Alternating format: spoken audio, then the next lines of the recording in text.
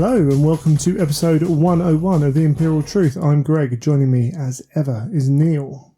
Hello, Greg. Hello, Neil. How are you doing? Not bad. You? Yeah, I'm getting there slowly but surely. Before we go into the show, let us talk about Element Games. You can get all your Orc goodness that's come out, Speed Freaks and all that. We've got Blackstone Fortress is going to be coming out soon. They've got what, Artist Opus brushes. They have indeed. Movement trays. If you play a Horde army, yeah, they do their own line of like essentials for glues and things like that as well. It's quite good. And then everything else for any other miniature game and Dungeons and Dragons, Magic the Gathering, X-Wing. It's all there. Running Kickstarters for people. Yeah, absolutely. The other thing I think about this time of year, if your family's anything like mine, they will try very hard to get Christmas presents that they think you'll like.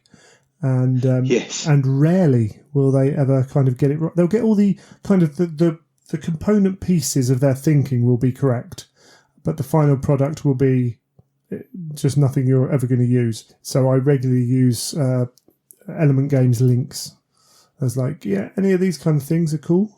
And in fact, we can go straight into like what GW are bringing out. The Warhammer community announced. Yes, indeed, all the Christmas stuff. Yeah, so scenery boxes, Minotaur and Munitions Hub. We briefly mentioned this before. Thermic, Plasma Nexus, and Imperial Sector kind of terrain boxes, plus some Warhammer Age of Sigmar ones. There's no reason why you can't have trees and more, less industrial ruins on your table as well. They look like they're going to be pretty good deals. I might have to try and get the Munitions Hub one at least, I think. I like the little cranes. It's always a good way of doing it if you want, I love building a bit of terrain, so get the boxes where you get a bit more in it. It's always a better deal. Yeah, and if you're going to do that and you want some brushes to paint them with, Element do their own range of brushes that aren't Artist Opus as well. So you can get a more, a priced brush that's suitable for using, kind of that kind of thing. Yeah, as well. if you're painting terrain, some sort of standard mucking about brushes. Absolutely, and makeup brushes can be good for that as well, as we've said before. And then we got, I don't know if these will be available from Element, but they got new paint system, new paint sets as well, including the ultimate kind of hobby set. So that might be something someone wants. And then the paint handles have got a revamp. Yes, they've got the new versions, haven't they? So what do you think of those new ones? So we'll move past the water pot, which I believe does actually hold your brushes, but I could be wrong. I'm not worried about a water pot, to be honest. Yeah, I must admit, I looked at it and went, okay, the old one I hated. Physically hated the old one. And the new one looks mildly better, but then for me, I just have a glass. Yeah, I don't need my brushes in the water. Really don't want a branded one. I really don't need one. No, I don't leave my brushes in the water. I think these ones you can, like the other one, you can hold it, clip your brush in. Yeah, it's just something I don't need. So I don't know anyone that does that. Yeah, kids, I suppose, maybe. But we've got two. Yeah, the paint tool, the paint holder, whatever it's called, paint handle. That's the word. So we've got one which can hold dreadnought-sized bases. Essentially, it's just a larger handle. Other people have got around this by gluing smaller bases under bigger bases and attaching that. So there have been ways around it. Yep. If you're going to paint regularly slightly larger boxes, then I suppose models, then why not get one of these? Again, we know they're not a huge amount of money. So yeah, I mean they're cheap and cheerful. I mean they're very good value for money. I would suggest that. I mean I haven't painted that many dreadnoughts, but I would probably struggle to see how you would hold it from underneath to gain a lot of benefit from painting, if you know what I mean, because it's going to... yeah, I mean, I've painted dreadnoughts on bases and pre-built and everything like that. I find with a dreadnought, generally the base becomes large enough to hold it, but... Yeah.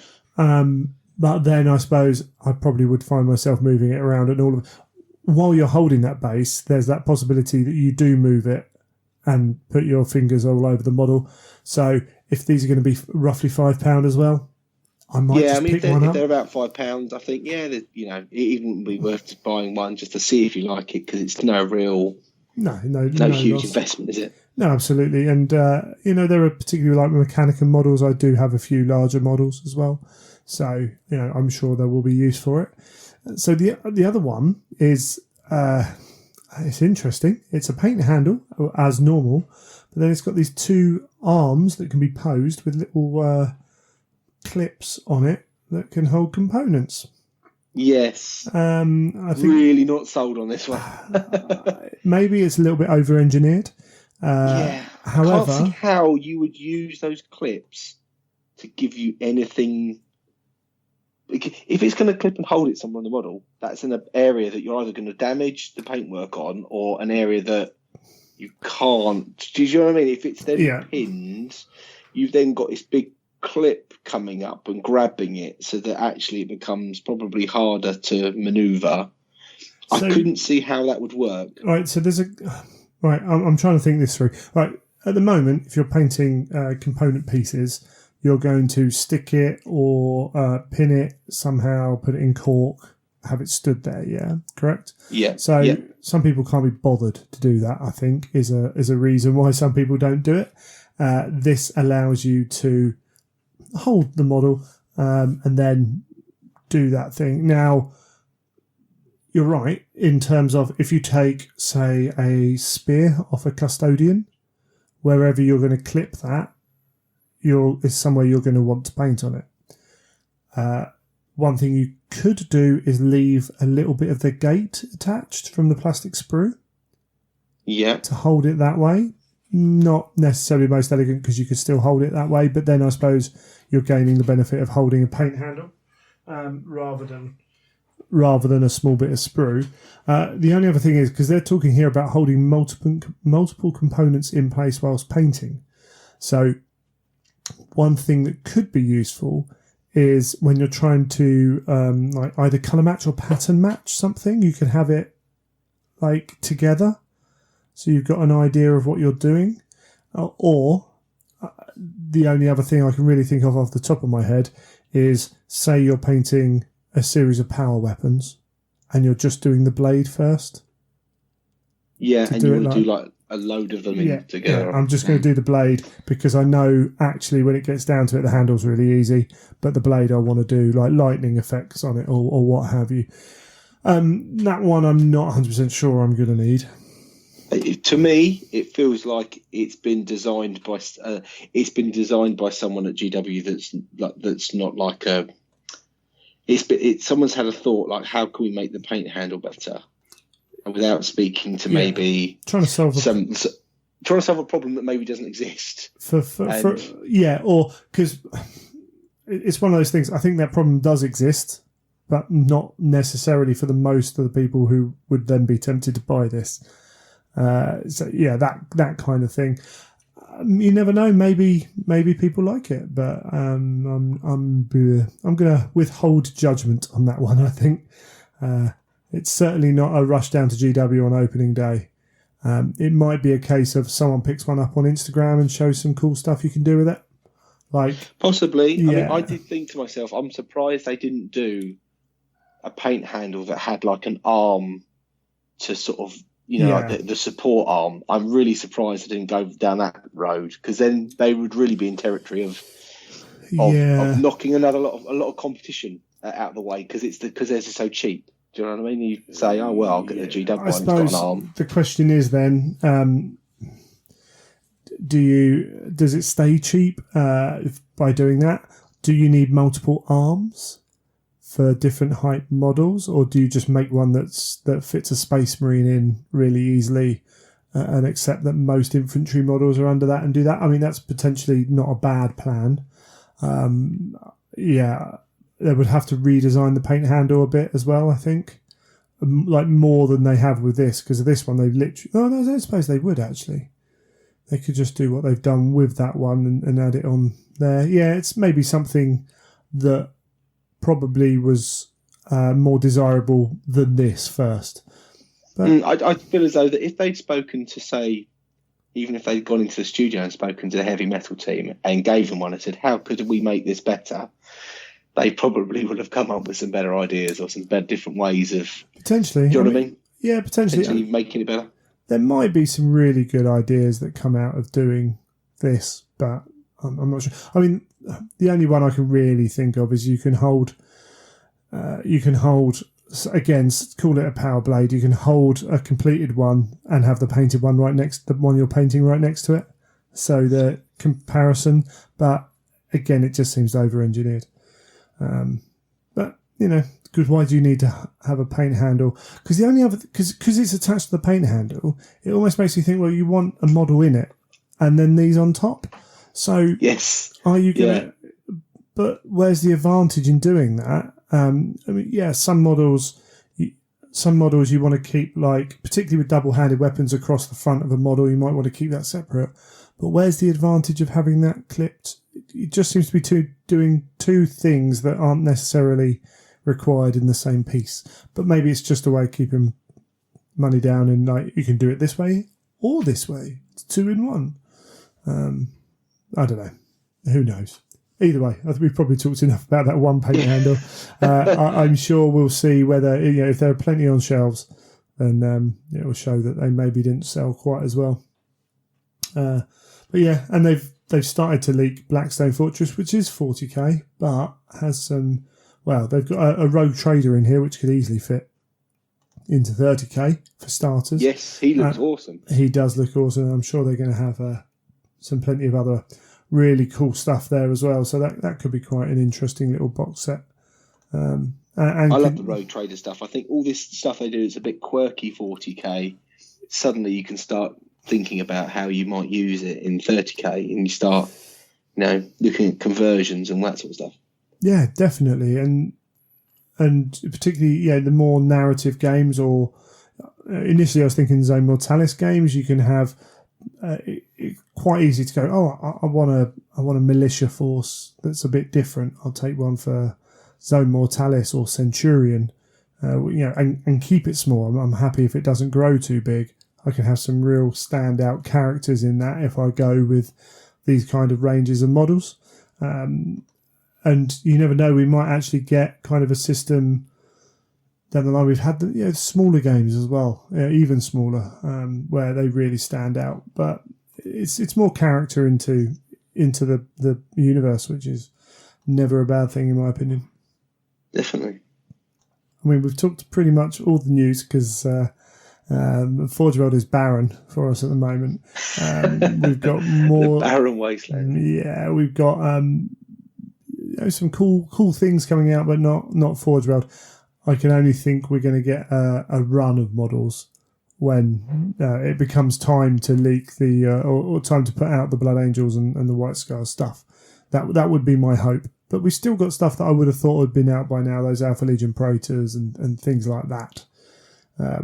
But hey ho, I'm sure it'll be with us soon. We got what we have got is other people putting out stuff. So Adepticon, we have if you go onto Facebook and find the Adepticon Horus Heresy group, they've announced what they've got planned over the 4 days, from Centurion games through to doubles and Zone Mortalis and Mechanicum only. There's a Mechanicum Civil War event, which is very limited in tickets. Got God Machines, Titans and that kind of stuff. We've got Adeptus Titanicus going on. There's a whole list of the events they're doing, and the Gameza, I think it is Gameza, the kind of campaign that runs through the whole weekend has got lots of different. You've got lots of different events that all feed into it, but it's also got the events that run through the 2-day events and all that. But there's a whole breadth of thing. We got on the Saturday afternoon they've got God Machines, which is 6,000 points with warlords in a list. There's only 4 tickets for that kind of stuff.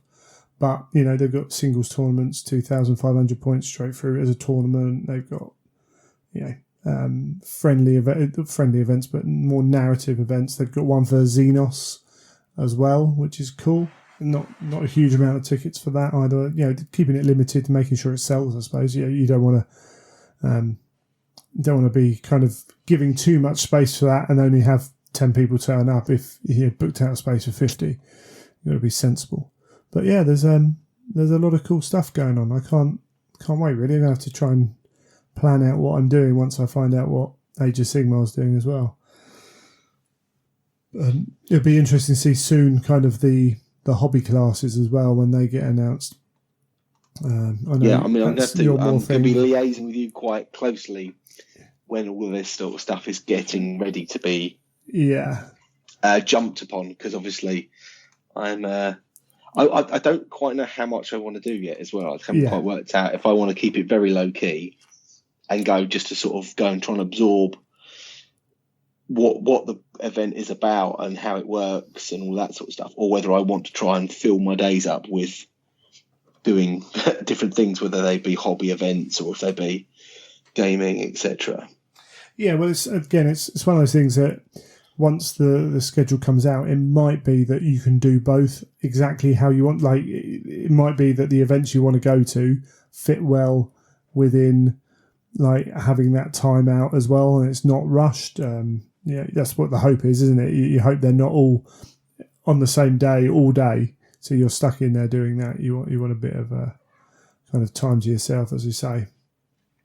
But, I mean, for me, I've done this a lot of. Well, because I used to go to a lot of games days and things, and not go for much else bar Golden Demon.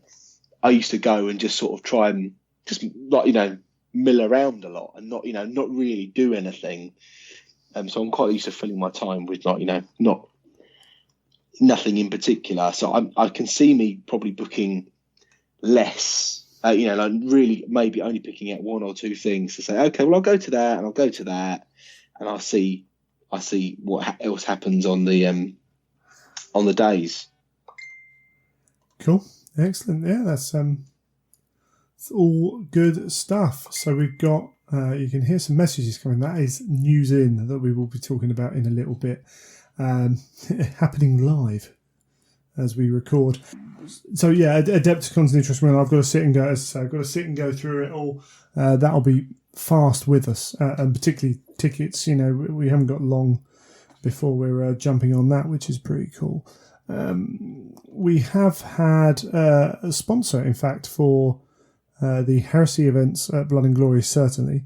Versatile Terrain. So I can't remember if I've mentioned these guys before. They do the name kind of banners that go across your bases, name plates. That's the term. Oh, okay. Yeah. Yeah. So they're resin. You order a nameplate. You get to write what you want on that nameplate, obviously within reason, because if it's a 25, 30 mil base, you're not going to fit, Imperator, blah, blah, blah, blah. It's not all going to fit on there.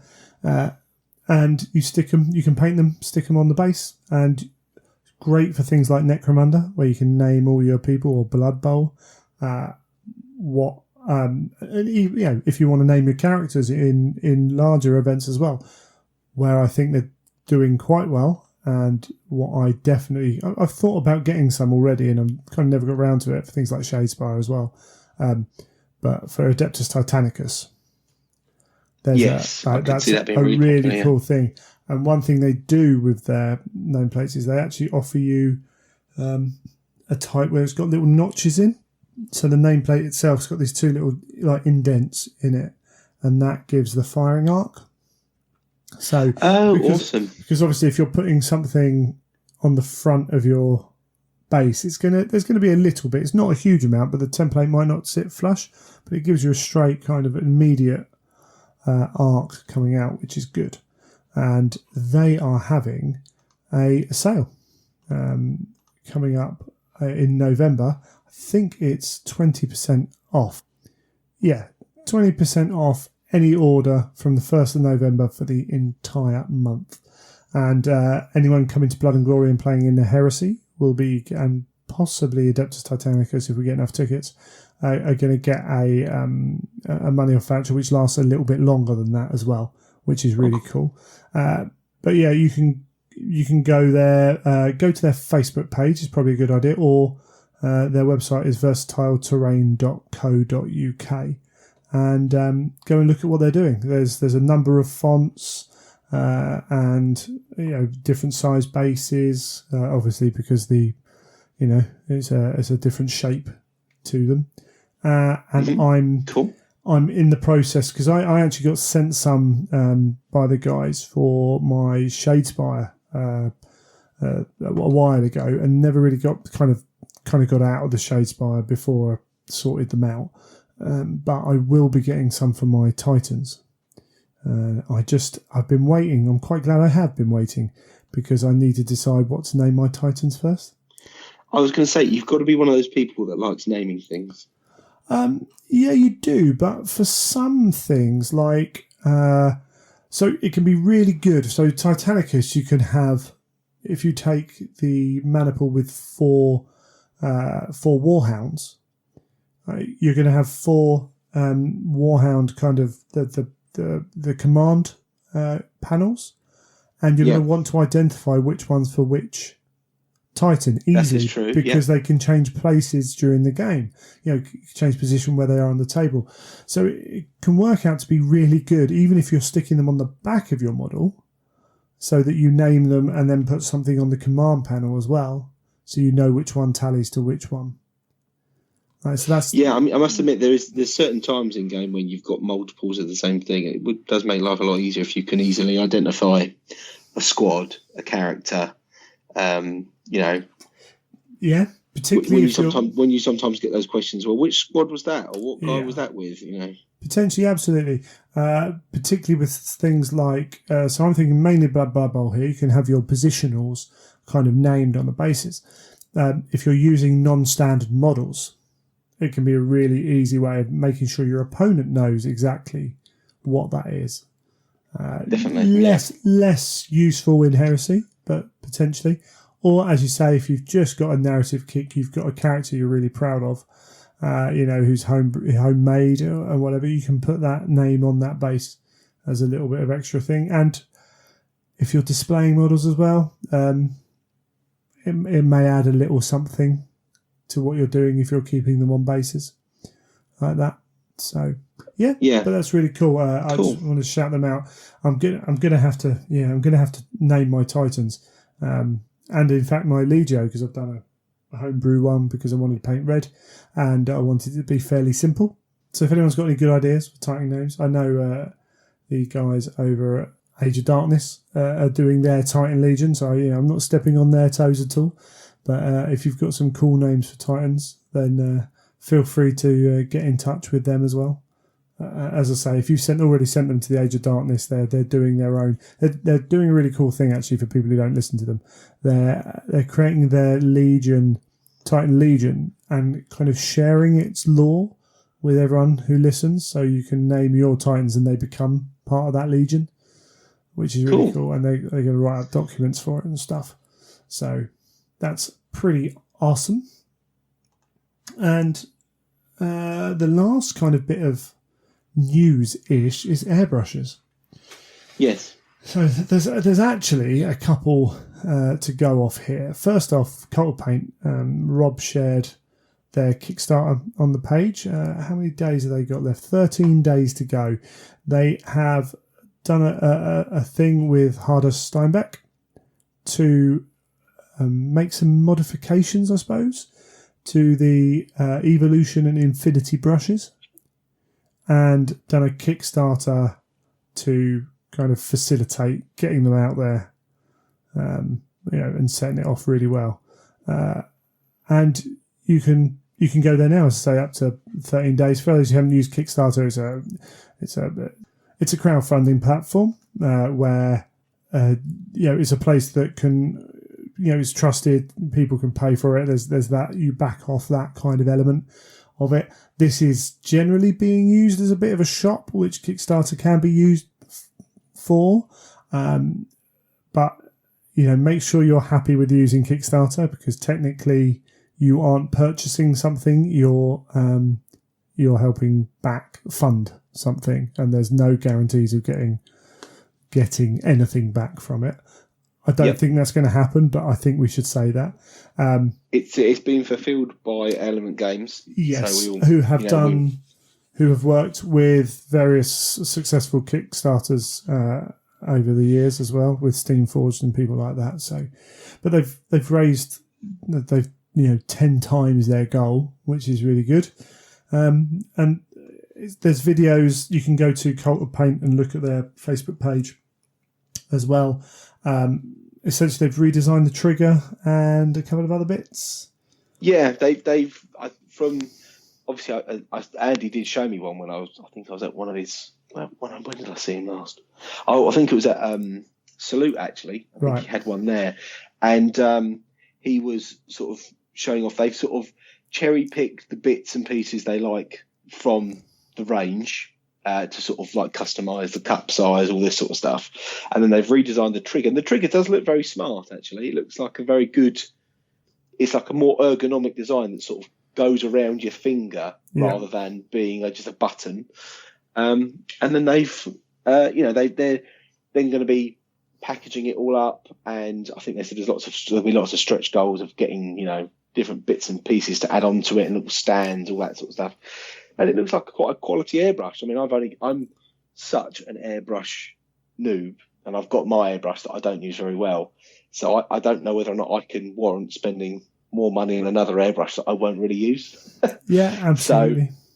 So it's because I've already got one. But I think if you're looking to get one, it's a good way to know you're going to be getting something that's the right thing for the hobby that we do, if you know what I mean. Something that is going to fit the bill, rather than looking at loads of different airbrushes and thinking, have I got the right needle size? Have I got the right this? Have I got the right that? You know that you're going to be getting something that it will do the job. Yeah. And will work. Yeah, and on this page as well, you can also order your compressor and other bits, various types of compressors on there and everything else. They got different pledges. You can get a collector's edition, although I think most of them have gone now. All gone on those ones. But you can get different airbrushes, and you can keep an eye because some people drop their pledge and things like that.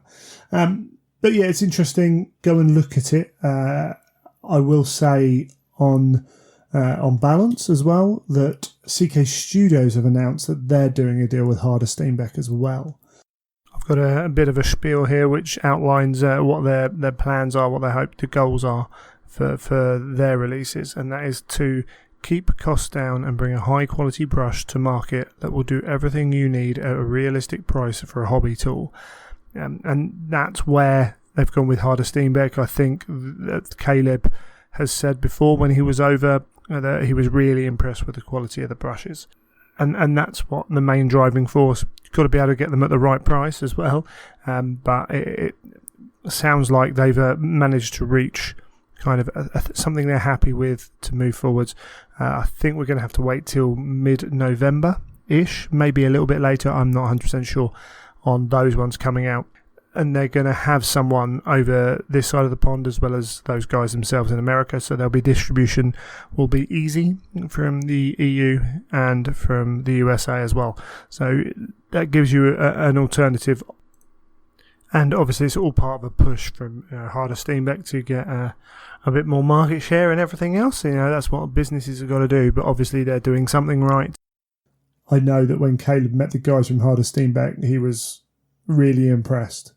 And it looks like the guys from Cult of Paint are the same as well. So it looks really good. I must admit, they are tempting. They are very tempting. So down the line... What make is your one that you have? I've got a Badger. I've got an Iwata and a Badger. And they're both fine, don't get me wrong. I've got no problem with my airbrush. It does what it does. I'm sure it wouldn't be an issue going forwards. Me just using that for the rest of my life, but making sure I'm getting 100% of the use out of it.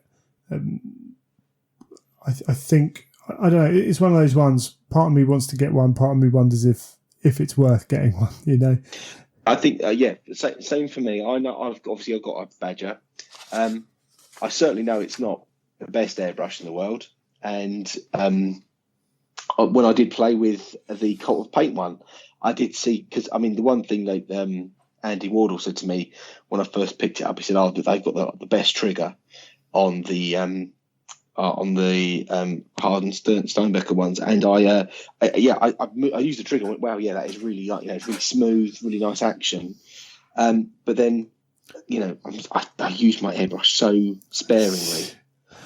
I'm like, if I've got something that works, I'm like, do I want to spend more money on something just to upgrade it, so to speak? And that's, that's going to be down to you as an individual. I've got a Sotar 2020 and a Iwata Evolution, I think. I can't remember now, which, will do a job for me. If down the line I've got that 100 whatever it is kicking around, I might have a little look at what I'm getting. I trust both Andy and Henry and Kat and Caleb. I trust their opinions in this matter. So I know they were all impressed by Harder Steinbeck, and I know that H&S are making a bit of an effort to kind of position themselves in the market as the go-to as well. And in fact, in some ways, I wish that it had been around when I was looking to get my first airbrush. It would have made my life a lot easier to go, oh, well, I'll go with these guys because they know what they're talking about, and they've custom made, or they've spec'd it out, and I know that what I'm going to buy is going to do the job. Because I remember really struggling, like looking at loads of YouTube videos, just trying to get an idea of what airbrush I should purchase, and then typing in like airbrush reviews, and then reading one and going, I've got to get an Iwata because that's what this bloke says is the best airbrush. Yeah. And then the next airbrush review going, no, Badger. This guy says Badger is the best, and and it's amazing how much conflicting information you can read. It's exactly the same as if you ask for brushes or paint reviews or anything else. They've all got their positives and negatives, and they're all going to work with slightly different styles as well. And the smallest thing can say, if you get a bad needle in one or whatever, and you have a small issue with that, could put you off a company for ages, and you never have that issue anywhere else. You might have been one of the 1% that's had that problem. You've got to just kind of go with your gut a little bit, and read reviews to a point. But I think if I was getting into it now, I'd go with one of these two. Because I trust, having spoken to them, having heard them on podcasts and various other things like that, I trust them not to sell me something that wouldn't be good for me. And I think the fact that that they do, there's classes as well. That if you were in the UK and you thought, John, I want to learn how to airbrush, I might go on a Cult Paint course. I'll get the Cult Paint airbrush.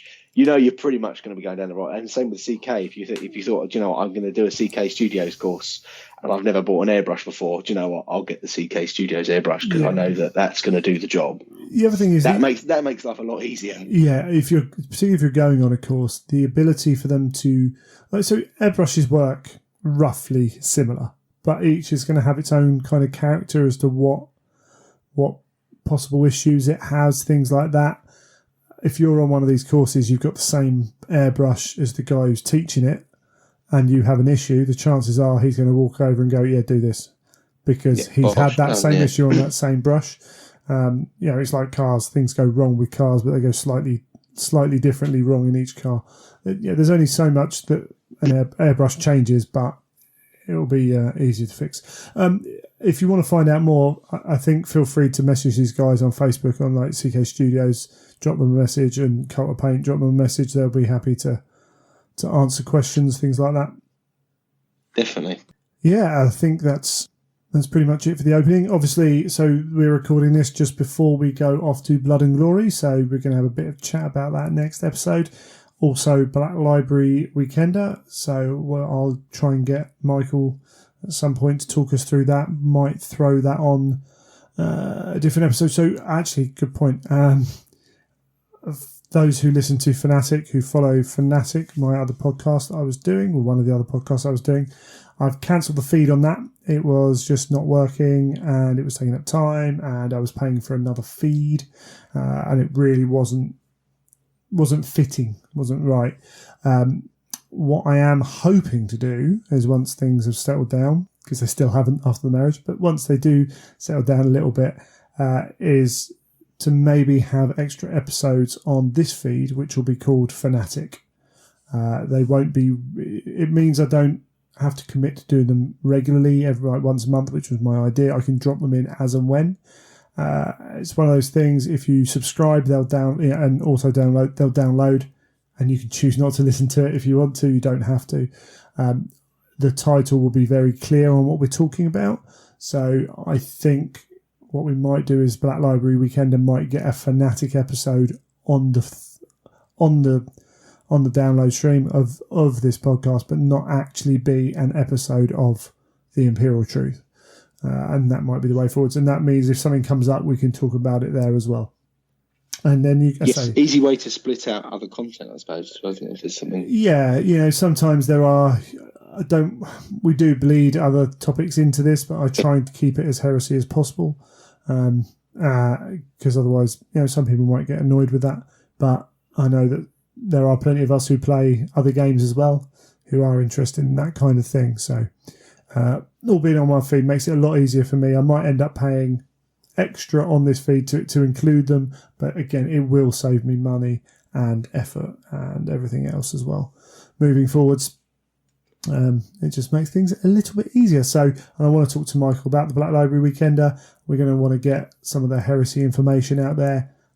I'll see how much there is to whether we shove it in a show as well as on the Fanatic or what have you. But yep, I'll be there on the Saturday night as well, doing a little bit of chatting and laughing, I hope, and badgering some authors for interviews, that kind of thing. But if you're at that, enjoy it. Go and say hi to Mike for me. And I'll be collecting all my books from him as well. Hopefully he'll be able to purchase for me. Spending far too much money. As always. Yeah, it never stops, does it? But there we go. The rest of the episode, we've got Jim on to Jim Swanner, that is, to talk about this second in our interview series. I've had some nice messages about the Dan Abnett interviews. Always quite easy to interview Dan. He's very professional and easy to get to chat.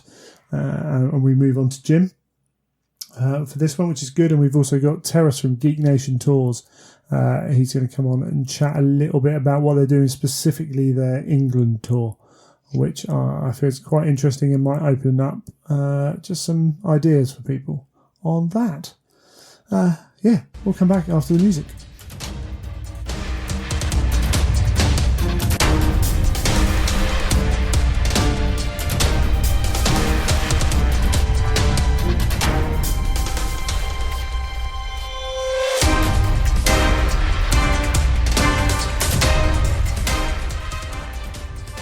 Joining me now, we have Teras from Geek Nation Tours. Hello, Teras. Hello, how are you guys? Wonderful, how are you? Singular. Indeed. Unless you're multi-personality, I don't know for sure. We don't like to talk about it. It's fine. So, first off, we should understand who you are. So, introduce yourself and your many kind of. Oh, well, I got beeps going off. Introduce yourself and all that you do. Okay, sounds great. My name is Teras Cassidy from Geek Nation Tours. I own and operate Geek Nation Tours, which is a tour company for geeks. I love all things geek, from Star Trek to Battlefields to miniature wargaming. And so I am the omnipotent geek and have a travel company alongside that. Because that's what you do, isn't it? It's just what every geek does. Yeah, exactly. So let's go back about you. So when did you first get into the gaming side of geekdom? Sure. The gaming side. Well, when I was growing up, we had the standard games and a lot of board games. Actually, when I think about how many board games our family have, I'm quite surprised. We were a lower middle class family, so not super rich or anything, but we had stacks and stacks of board games, everything from Life to Risk to Admiral to Monopoly. So we were pretty big board gamers back in the day. I started to transition away from board gaming when my brothers left the house, and there was just less opportunities. And I stumbled upon, probably about 11 or 12, I stumbled on Dungeons and Dragons, the monster manual of Dungeons and Dragons. That's how I started to get into that. So that's really when I became a gamer in my own right, when I first kind of got away from the family board games to something that I really liked. So that was my introduction into board gaming. A decent stretch of time. I mean, yeah, it was a special time. It was a beautiful time. I look back with super fond memories to that. Lots of adventures, like not only adventures on role playing through the dungeon and all that, but also just a adventure for who I was and what I really loved. And I think I've kind of come full circle in a lot of ways to that role playing aspect of gameplay. I really still love, and I love it actually kind of more almost. And I discovered something about myself, about my need and want of adventure, but my need and want to have adventures. So, and I mean that down to the miniature. I've told this story a lot online, so I hope no one gets sick of me hearing it. But, I used to hop on the bus when I was young, and I'd go travel across Edmonton, and whatever it was like 25 cents or 50 cents to get to wherever I wanted to be. Go to the mall and pick up one miniature, and then come back with that miniature, bring it home, and paint it for my Dungeons and Dragons. And that is an adventure in itself. So, and then when we role play, as you know, I live in Canada, and so it'd be like minus 40 degrees Celsius, and I'd walk to my friend's place a good half an hour, 45 minutes to play Dungeons and Dragons. So I'd adventure. It was part of that, it was part of that. You'd have a little adventure to the adventure. You don't see it that way as a kid. You're like, oh God, I wish my parents would drive me. But when you look back at it as when you're older, you're like, yeah, that was an adventure in itself, that kind of thing. So that's what I mean. Like I think that it really it encompassed my life and my desire to have more in the role playing aspect, but also just more adventures in general. And I think that's eventually that led to my business, that just go and have as many adventures as possible. Yeah, you don't have to come on a tour. You don't have to travel. You don't have to get your passport. If you want to, come with me. I'll be happy to share in your adventure also. But really, it comes down to just go to your game store or go meet somebody you haven't met before, or go for a walk. There's lots. Fill up your life. There's lots of adventures out there. Yeah. It's very easy to stay in your little space, your little circle. And certainly the way I've actually got to know you was from stepping out of that. First time I met you was at Gen Con a number of years ago, and then we've met at Adepticon since and things like that. And that's back then I'm quite happy to travel by myself, but going to a convention like Gen Con, that's a whole different scope to anything I'd done before. So it certainly does. It gives you a wider scope, even if you find that's not really your thing.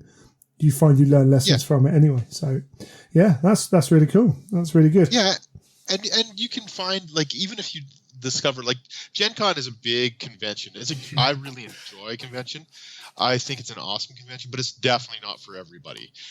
But you can always find something good in everything, right? So you can find an adventure there, and then you say, you know what, I've had enough of that one, and that's okay too. There's nothing wrong with that. I think that actually should breed down to gaming too. If I do less 40K than I used to. I've been in 40K since Rogue Trader, and I love 40K, and I still do. And I love the fiction. I love the everything. But now I'm more into skirmish games. I guess that's kind of the popular thing. But I really want more adventure, and I've whittled that down to exactly what I want. We could talk about that later if you like. But really, I think that the point is that you have to look for your specific thing, and if you don't find it, then move on to something else. Find that thing that you love. And the only way you can do that is to find as many adventures as possible, and then whittle it down to your exact moments. Yeah, absolutely. And that's good in life in general. I think as good in life as it is in gaming, and it's as you say, it's quite important. It's okay not to like the cool thing.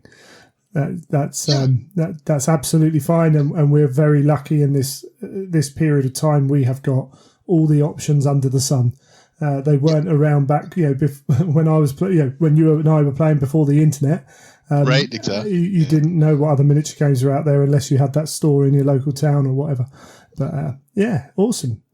Yeah, and there was a limited amount of stores back then and a limited amount of companies back then, and we still didn't know all of them because we didn't have the internet. So absolutely. And I agree. I think that as gamers, almost our responsibility has gotten bigger, and I think that what it means is that we have to really find what we want, what we like, and sometimes you have to discount some of the things that you did in the past. Maybe you're not a role player. You know what? I don't like role playing. I'd rather just roll dice and talk about statistics. There's actually nothing wrong with that. That's what you like, then do that. But in order to get there, you got to give role playing a try, or you got to give a storyline 40K campaign try, and then say, you know what, that's not mine, and that's okay. That's good. There's nothing wrong with being a storyline guy or a competitive guy or girl for that matter, and then you can go from there. Just find what you love. Definitely. So this spirit of adventure, was that how you got into the industry? Yeah, I think so. Yeah, I think that's really, I started this company in the recession of 2008, 2009, and I had already a travel agency, 2 travel agencies actually, and I was starting to get, I'm not sure if I really want to do this anymore. I wasn't working in the summers anymore. I was like, and not kind of grudgingly coming in the winters. I was starting to think of hiring more people just so I didn't have to work anymore, and but not in a good way. Like, I mean, it's awesome to have summers off and everything. I had it good. Don't get me wrong. I had a good life. But I just wasn't satisfied. And then the recession hit, and I was stuck in the office and with nothing to do. And so I started to read a lot of books, came across Donald Featherstone's Battlefield Walker's Handbook, and I said, I can do that. And then I moved on to geek stuff, and I said, I can do that. And guess what? Not only do I get to do cool geeky things and battlefields, but I get to do the ones that I want to do. So it was totally an adventure for me. I mean, there was times when Adepticon was my first time. First time I went to Adepticon, first time I went to San Diego's Comic-Con, first time I went to Warhammer World. So just there's been a lot of first times. Sure. And so those were all adventures for me too, for sure. And I've got all these people that I'm responsible for too. So it's added, right? Absolutely. You can curl up and not take any responsibility, or curl up and not do any adventures. But boy, when it's all said and done, you don't get the big tally sheet then. That sucks. Yeah. So we touched on it there. So Geek Nation Tours. What is the premise behind it? I think some people can guess and some people know, but there might still be some people out there who are not 100% sure. Well, actually, you know what? I'm glad you asked the question, because it's kind of changed a lot over the last little while. First, we decided that we wanted to go traveling with geeks. We wanted to go to a geeky destination, and that's kind of still part of what we do. We go to geeky destinations all around the world. Like I said, from Warhammer World to Japan to Italy to Adepticon, just tons of geeky places all around the world. Some of them are teamed up with conventions, and some of them are just the destination itself, like especially if it's a battlefield or something like that. And so that was the beginning. But then it really came into, I realized what was happening is that people would come, and all those people that wanted to be on the tour were social. Like they weren't the geeks that you normally find, or that the stereotypical geek that's in the basement and doesn't want to be social or anything like that. Those people don't want to come on a tour. They don't want to share their love of something. They want to be just by themselves and kind of hang out by themselves. the people that are on the tour are happy to be social and happy to talk about what they love, because everyone around them knows all the insider jokes, knows all the cool miniatures, or all the Star Trek jokes when it's a Star Trek tour. So it started to become more about creating mini communities. So when you go on a tour, you just are surrounded by people that love exactly the same thing as you do. And you don't get that any other way. I don't know if you get that way if you go to a convention. You might go to a convention, and if you're new to it, it's hard to break in to find new friends. But here the friend group is already there. At Adepticon, we have 42 people that are on the tour, which is a perfect geek number, by the way. and they come, and all those people, there's a lot of repeats, sure, but there's a lot of newbies, and those newbies are welcomed and become friends. So that was the second stage of what we were doing. So this creation of a community wherever we go, whatever geek community that is, that's the creation we would do. Battlefields are the same thing. People that love that particular section of history, those are the people that are on the tour. Those people that like samurai, those people are on the tour. So you get this really strange and interesting group of people that come at the interest from different ways, like samurai. We'll talk about that one for a second. So you get someone that's just interested in cool samurai movies, to say.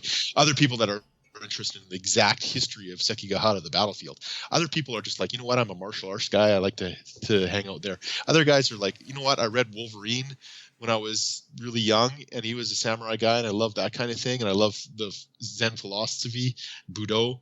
They come. So all these kind of groups that all have the same similar interests all get to talk to each other.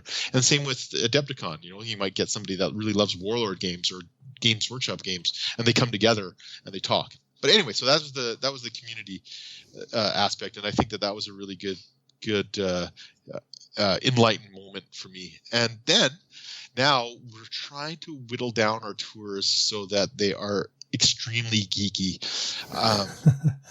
Good example of that is our and how could that be, you're asking, but well, a good example of that is our UK tour. So we go to the UK, and I always would tag something on that's historical and neat to see in the UK. So sure. For instance, we would go to, the plan originally for the tour 2019 was to go to Salute, so UK's premier type event, and then we would go to Hadrian's Wall, do a little bit of interesting stuff, go through York, then eventually go to Nottingham and do Nottingham and all the game stores in Nottingham, including Warhammer World and GW. Yeah. And so what I've done, though, is saying, people have less time now. People really want to just get what they want out of the tour. They don't want filler, So what I did is I decided that we'd go to Salute, and then we'd go straight to Nottingham. And in Nottingham, we would go to Warlord games. We'd go to Mantic games. We'd go to War Games Foundry, the beginnings of Games Workshop and the industry in a lot of ways. We'd go to Games Workshop and see their new displays and Bugmans and everything. And so all those things were going to be condensed, and then at the end there'll be an extension for everybody that wants to do Hadrian's Wall. We'll go take a look at the historical aspect or some aspect of the UK that's interesting to wargamers. And so what I've done is I made it so that there's an option to just do this condensed tour, or to do this really interesting historical part. That's also what gamers love to do. So that's kind of our newest direction. I like that direction because, as you say, if you've only got that period of time free, you can concentrate what you're doing. If you've got more time, or you've really got that interested, because not every geek's going to be overly interested in British history either. Yeah. So it gives the option, which is really cool. I like the way you've done that. Thank you. I appreciate that. It was a long time coming, a lot of soul searching, because I really wanted to make everything grand in scope, but you need time in order to do that. So I really wanted to make sure that everybody had the option in order to make it as big as possible. Sure, yeah. Or as small as possible. Absolutely. And it's fair to say that this is, well, within within the we do a Games Workshop based podcast, so this is the tour that gets the most attention in my sphere, as it were. Right. I mean, I just have a look through. You can go to geeknationtours.com and find out all the information you want, and we'll put that out later as well. But you've got tours to Eschenspiel and bowling tours, Cold War tours, Journey to Middle Earth. It's very, very tempting. As you said, Adepticon. There's a huge wide range. Game of Thrones Dragons tour. There's a lot going on. Obviously, for this podcast, the Adepticon tour would be one, but that's sold out for this year.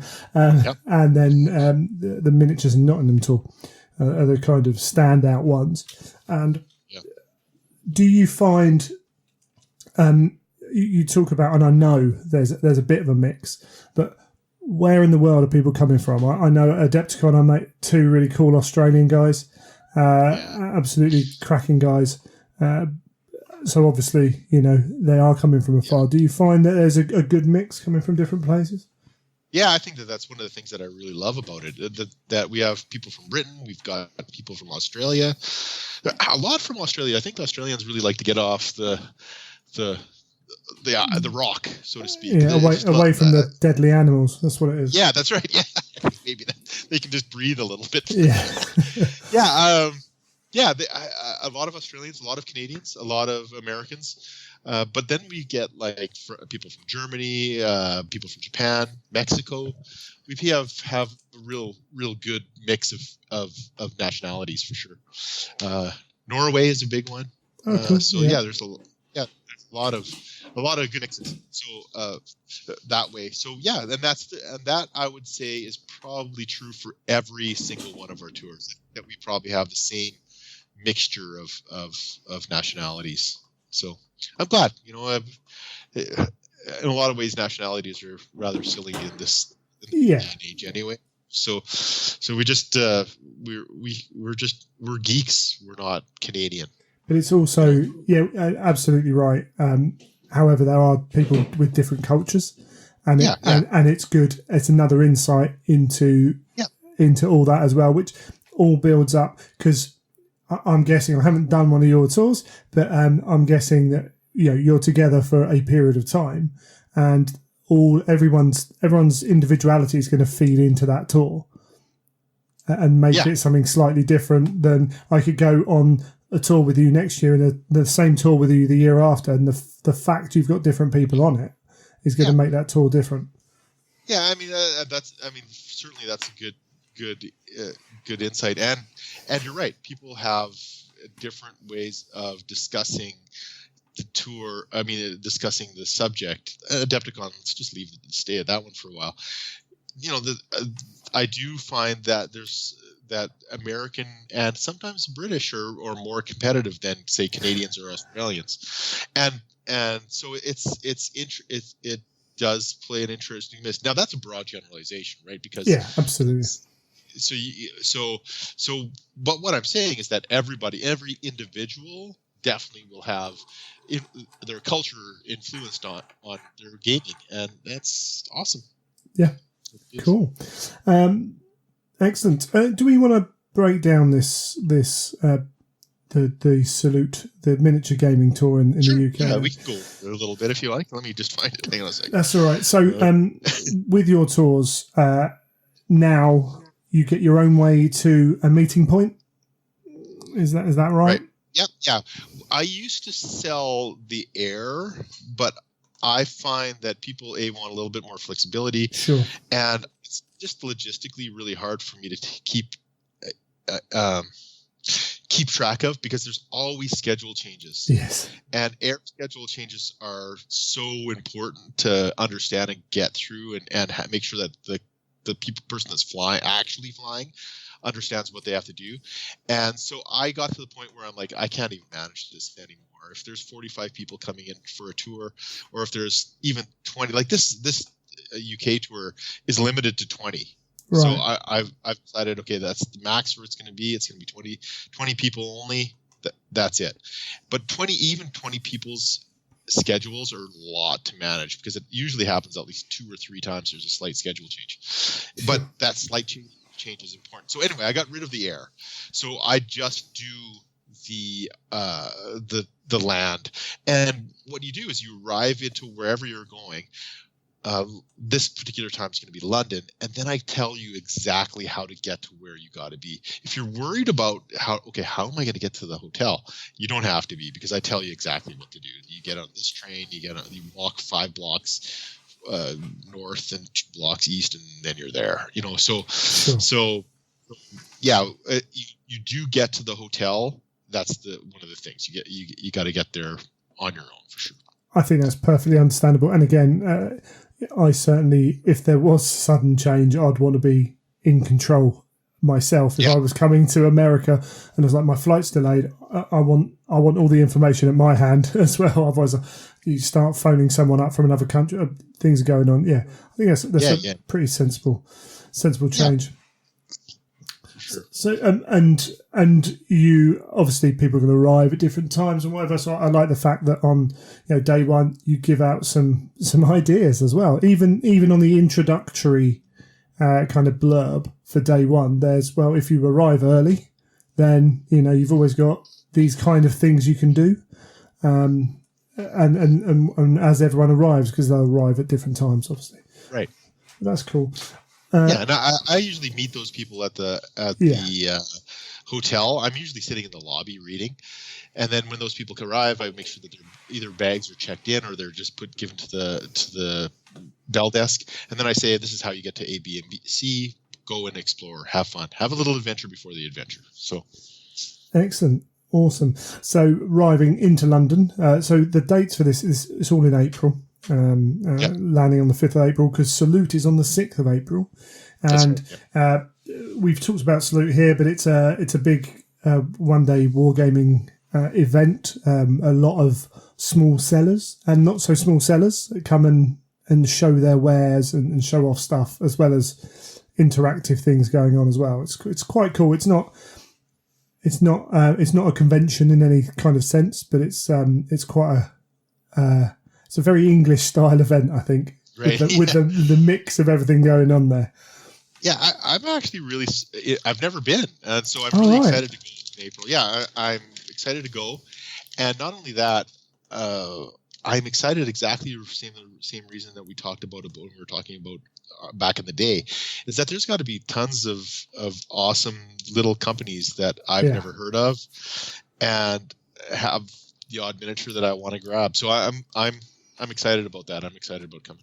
It's crazy how many little one-man bands there are at Salute with their, they set up, I met someone I used to play Warhammer there who sells his own range of dwarf miniatures, and that's pretty much all he was selling the first time I met him, and he's got his little store. It's a very, very wide mix of all the things, and it's, a lot of historicals as well. Salute's quite cool, and I know Carl Tuttle from Independent Characters is a big fan of it. It gets a lot of people travelling for it as well, which is good. It is good. Yeah, for sure. Yeah, I'm really excited for it. It'll be a great event. I like those little guys. I think that's something that you have to do as a wargamer every once in a while, is kind of break the bounds and kind of get out your box and say, oh, you know what? I've got company A's miniature that I normally buy, but every once in a while it's cool to find that one little guy that you're like, oh, this is perfect. Yeah, and it's amazing how that can open up into other avenues as well. But yeah, no, it's really cool. And Salute's a whole day thing as well. It runs till late afternoon, early evening, so that kind of absorbs your day, but of course you still got the evening to do whatever it is that takes your fancy. Yeah, I think we're going to game that night. So of course, there's going to be a lot of gaming on this tour. I really tried to do that too. Like I guess I said I want to intensify that geek experience. So we have got Josh Nelson from Miniature Wargaming coming with us, so he's going to take care of all the campaign, and so he's going to run a campaign all the way through. So each time we game, there'll be a Miniature Wargaming universe campaign So you'll be doing a campaign that affects their universe. So that's what they have on. And then I'll be doing a little historical stuff on the side. So I really want this tour to be kind of those get out of your box and do, like, for the historical guys, I'll say, well, why don't you bring just a small one-man unit of orcs or something, and we'll throw them in together, and you can be part of that campaign. And for the other guys, the GW guys, I'll say, bring a historical unit, and we can bring some Romans, and we'll have some Romans when we play. So awesome. That's the goal anyway. Yeah, absolutely awesome. Yeah, and I mean, we'll kind of, I don't want to spend ages on every day on this tour, but I think it shows quite well what you do in terms of packing things in, because on the Sunday you've got the Imperial War Museum in London, which I haven't been to in years, so I need to get out there myself at some point. Right. And then there's trips to Darksphere and Forbidden Planet, and Darksphere is a big gaming venue. And then on top of that, also going to the London Warhammer Gaming Guild, which is a big club in London to game. So that is a day full of, well, obviously the Imperial War Museum, you're not gaming there per se, but you're delved right into that. Right. That zone. Relating everything back into the, some of the tanks display, you're like, oh, is that a Land Raider? Yeah, absolutely. Yeah. Well, as a GW, a lot of the old boys were very influenced by all that kind of stuff, and still up to recently as well. There's some really cool stuff going on. And then after London, you head up to Nottingham. Yeah, and that's really the big part of this tour. Yeah, I think it's been 5 or 6 days in Nottingham. 1, 2, 3, 4. Yeah, several days in Nottingham anyway. And we go through the whole gambit. We go to Warlord Games, who always put on a great show. John is an amazing human being. We do Battlefront miniatures there. We talk to the guys at War Games Illustrated, and then let's not do every day, but I'll kind of go through group it. Who we stop by. We stop by the Perry twins, and the Perry twins are amazing individuals. They've been with this industry since God knows how many times, years, but just amazing, super calm, super relaxed, and just they feel, talking to them is like wrapping yourself in a warm blanket type of thing, and so they're just amazing guys. Anyway, so I said we want to come to your shop because of course they have Perry miniatures, and he's like, no, don't come to our shop. It's just a bunch of boxes. And I'm like, well, you know what? All they want to do is see you guys anyway. And so it doesn't matter if there's just a bunch of boxes. They just want to hang out for a bit. And he goes, well, why don't they just come to our homes then and see where we game? And I'm like, wait, what did you just say? Like, really? So yeah, we're going to go to the Perry's homes. So it's crazy. And they're titans really in our industry. So much that they've done in influencing others as well. It's absolutely brilliant. And there's more names on here as well. It's not just them. Yeah, that's the one. And then, the other big one is that John Stollard. He's like, well, I can't have the Perrys. Absolutely. I can't have the Perrys do that. So then, we're gonna two of the days we're gonna be at Warhammer World, and if you're a historical guy or you rather be doing some historical gaming, or you want to just try some historical gaming, and so we'll leave those guys that want to be at Warhammer World. We'll leave them, and then we'll go to John Stollard's place and game at John Stollard's place. We'll actually game there. So again, like that doesn't happen, right? So that's why I wanted to make sure that.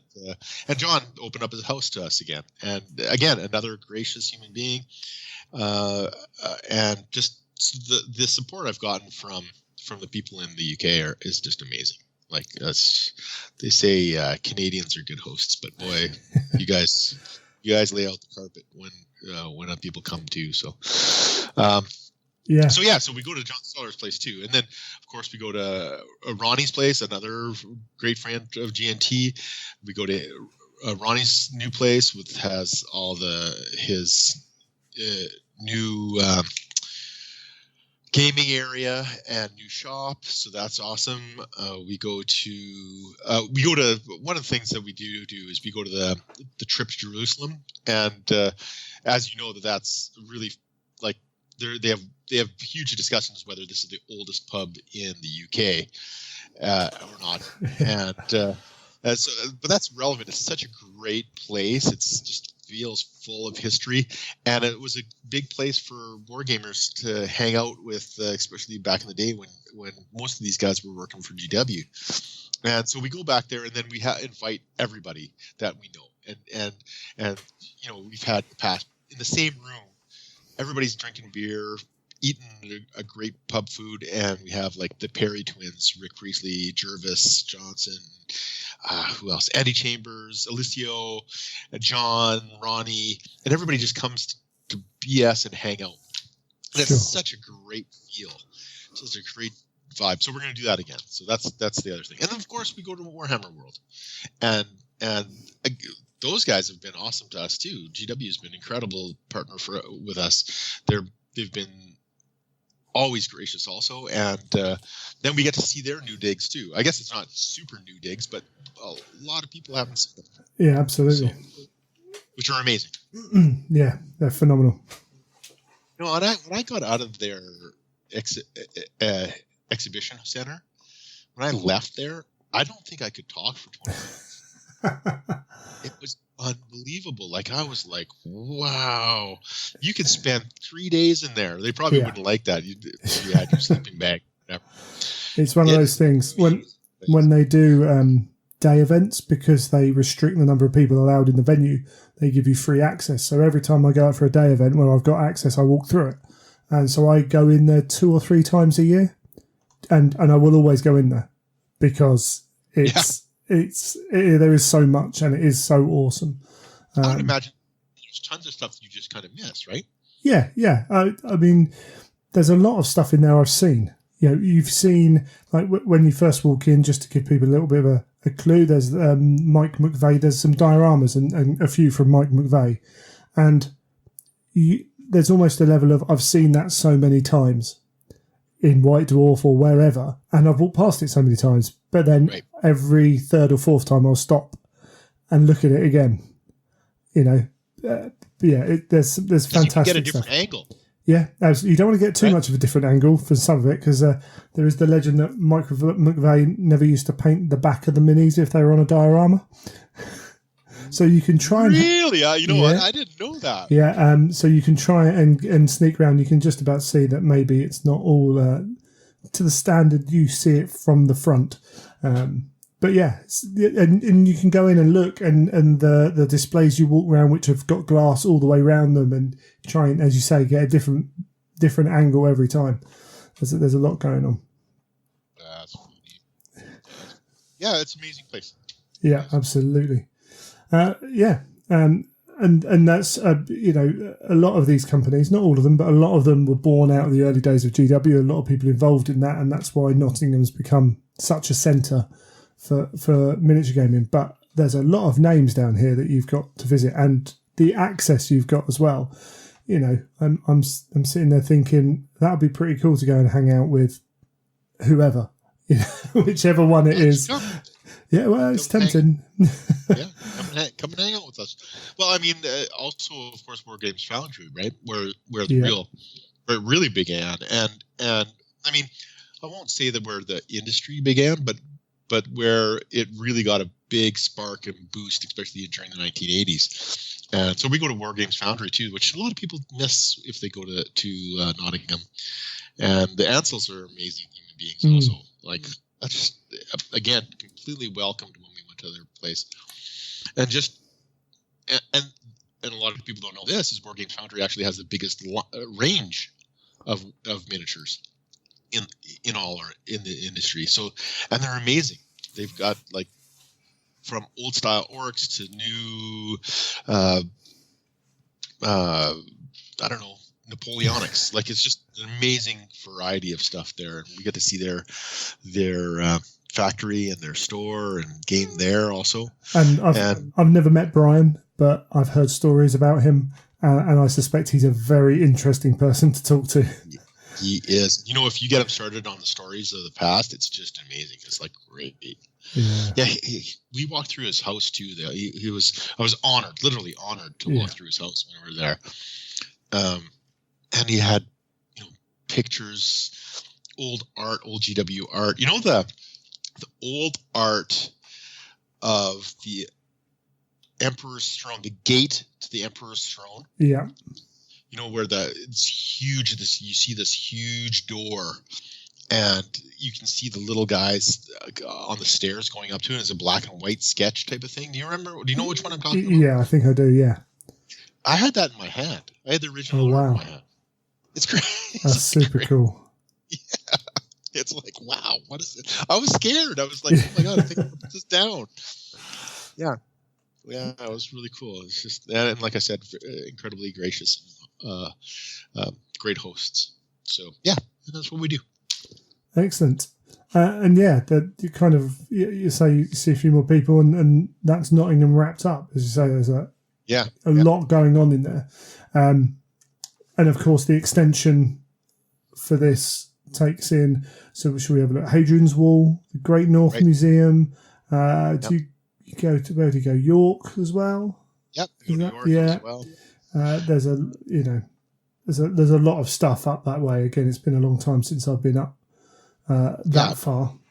And all that is super interesting. And if you were a science fiction gamer or a fantasy gamer, you might I don't know if I dig that, but there's so much there that has really influenced science fiction and fantasy. Yeah. Hadrian's Wall in particular is I mean, that was Game of Thrones. There's so much inspiration from the aspect of the wall, and seeing it is like, oh my God, it's such a huge undertaking. And so we do that, and then we game, of course, game in York. So that's a lot of fun usually too. And New York is an amazing place too, beautiful and also incredibly historic. When I was there, I was like, wow, we're just walking in history all the time. It's a great place. Yeah, absolutely. Yeah, there's a lot going on, and as you say, throughout all this, you're gaming as well. Yeah, that's a central part of what it is. I think it's easy to forget when you're looking at this. You do right? Oh, no, of course, it's another night of gaming goodness. Right, exactly. Yeah.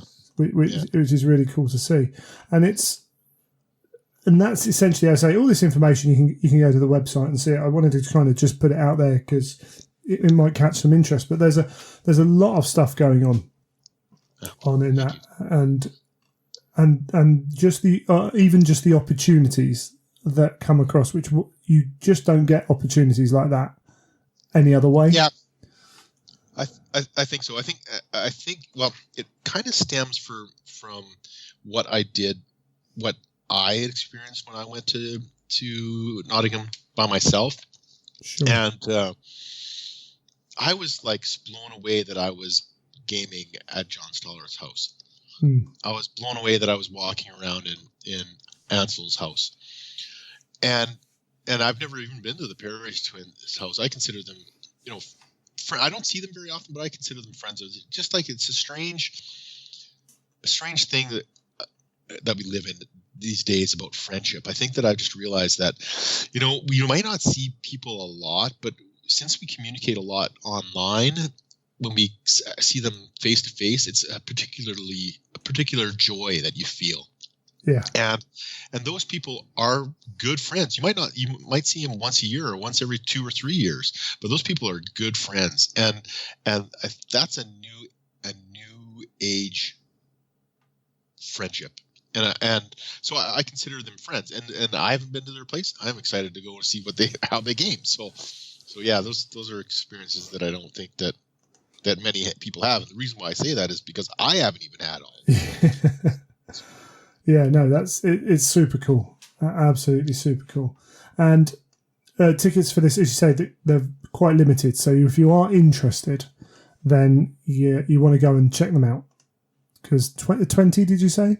Yeah, 20 people. That's it. Yeah, I'm trying to make it smaller, more intimate, and also just really condensed. Sure. So in order to do that, I had to cut down the people. I mean, if we're going into, I don't want 40 people going into John Stoller's house. So, you know what I mean? So could be awkward. Yeah, it could be. I'd have to have a few people standing in the bathroom, and that's always sucks because there's always somebody that wants to use the bathroom. Yeah, too right. So yeah, that's I've kind of talked to people who've done the tours, and they always seem to be blown away by what they're doing. And I'm an English guy, and as I said, I live 4 hours drive from Nottingham, and a lot of this appeals to me. Yeah, it's so there is that aspect of it, and even within that as well, you get all the information online. There's a lot of hotels and food included. Not all your food, but there's a lot of food included in that as well. So it's key to remember that kind of thing. It is all done, and you get the one thing you get from a tour is a tour guide as well. Yeah. So yeah, and you get that. Yeah, as you say, you can just turn up and just be where you're told to be at whatever time you're told to be there, and relax. Yeah. Yeah, that's the big aspect of that. Yeah. Yeah, for sure. We try to do that across our tours, make sure that it's easy for everybody. Adepticon is another example of that, right? You don't have to worry about grabbing a hotel all the time. You don't have to worry about your air until it's really necessary. You don't have to worry about, okay, when is the cart coming live? I take care of all that. So, and you get in at Adepticon, you get in early with us anyway. You get a week inside the cart before everybody else gets at it. So that's the kind of thing I do. I just try to make it more geeky, more accessible, and just easier for everybody to have a really good time. Actually, that's another thing I'd like to mention. And I know Adepticon is sold out, but what's great about it this year is that you can go from Adepticon, fly to the UK, have 3 days in the UK, and then start this tour. Oh, wow. Yeah.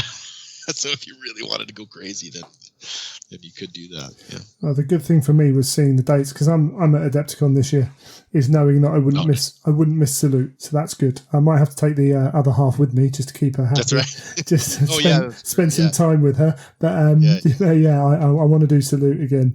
So I'll definitely look at that. Awesome.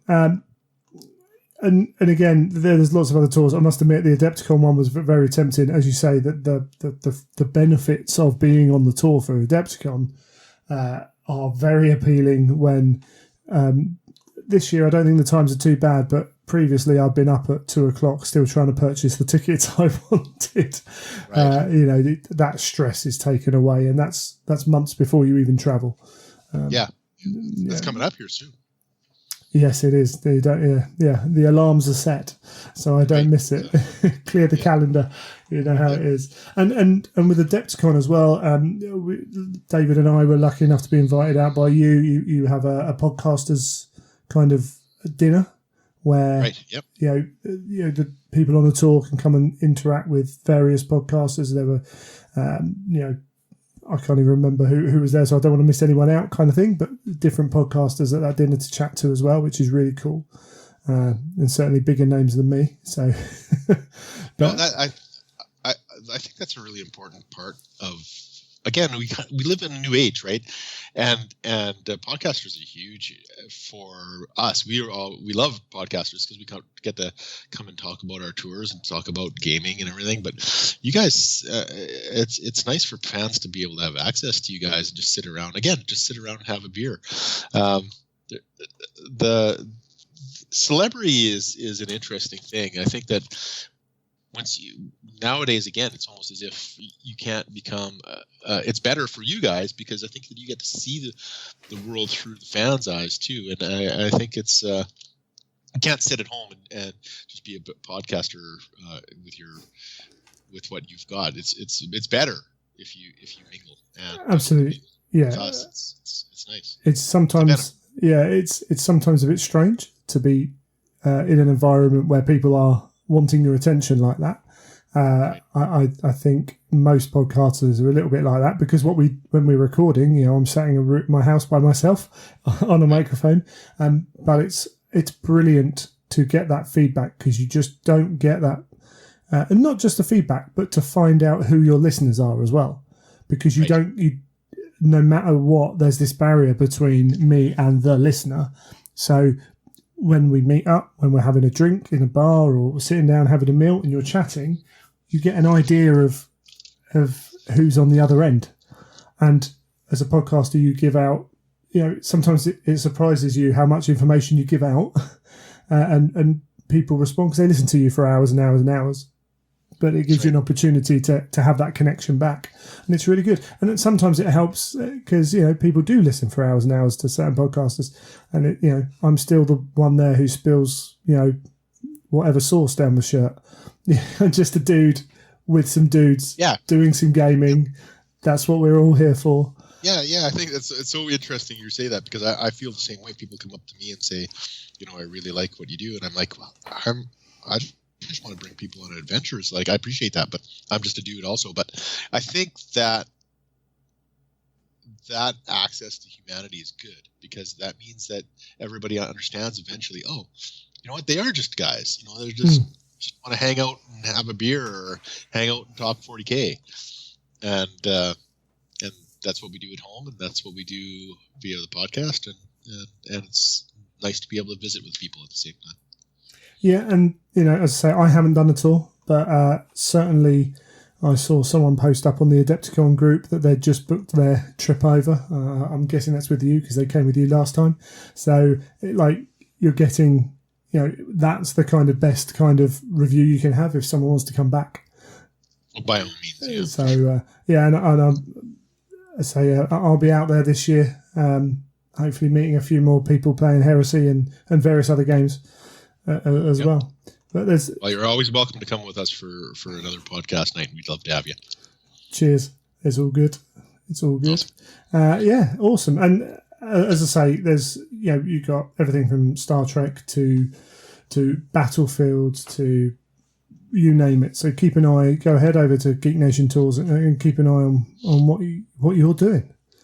Yeah, there's actually one I'm going to release this week. Actually, I can tell. Let's give you a little bit of scoop, I guess.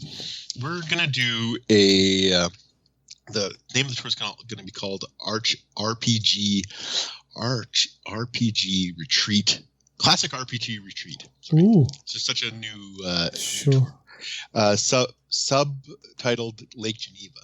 Wow. So what we're going to do is we're going to go to Lake Geneva, where Dungeons & Dragons was created. Should you clarify which Lake Geneva that is? Oh, yes. Okay. In the United States, just south of Chicago. There we go.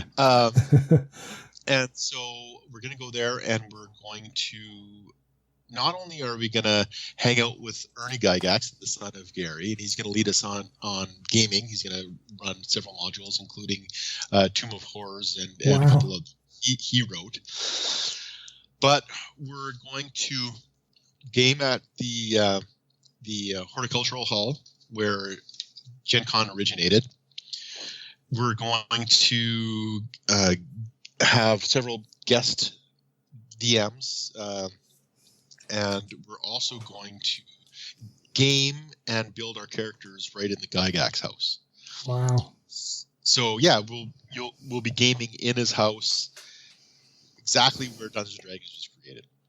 And then we'll go from place to place to place, show where TSR was, all the places. Ernie's going to lead us on that and give us a history of the old days, and then we're going to role play all the way through it. So that sounds pretty awesome. Yeah, actually, I have to pinch myself because I'm like, wait, what am I doing? Yeah. So yeah. That's another adventure. That's really cool. One thing I kind of forgot to mention, but some of the tours you do give information about spouses or other halves or significant others. Yeah, for sure. Yeah.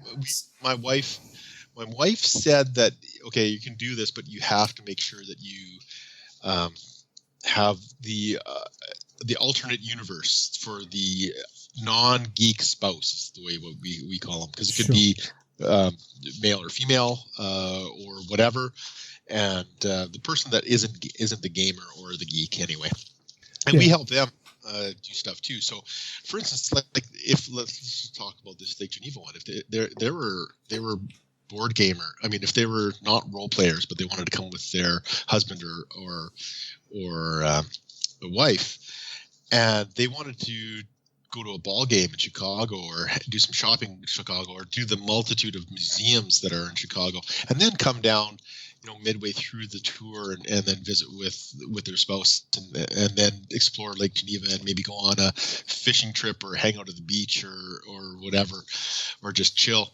All those are options. So yeah, we definitely make sure that the spouses are included in the whole thing. And that can be a very important part of being able to go away. So yeah, it's a very sensible thing to do.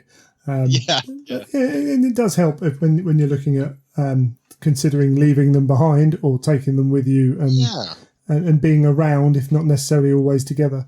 It's a significant kind of change in dynamic of the event, which is good. It removes all the guilt because you're saying, let's do this together. Yeah, absolutely. This is about me, but it's not always. Awesome stuff. Is there anything else you feel we've missed that you want to get out there? Everybody's like, "Oh, please be quiet now." Yes, I will be quiet. That's about it. Thank you for having me on. No, thank you for coming on, and I'm sure we'll get you on again at some point. Cheers, man. Take it easy.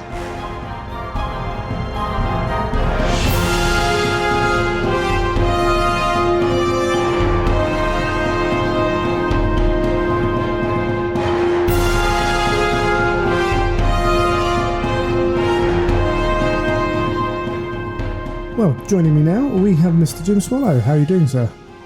I'm great. Thanks very much for having me on.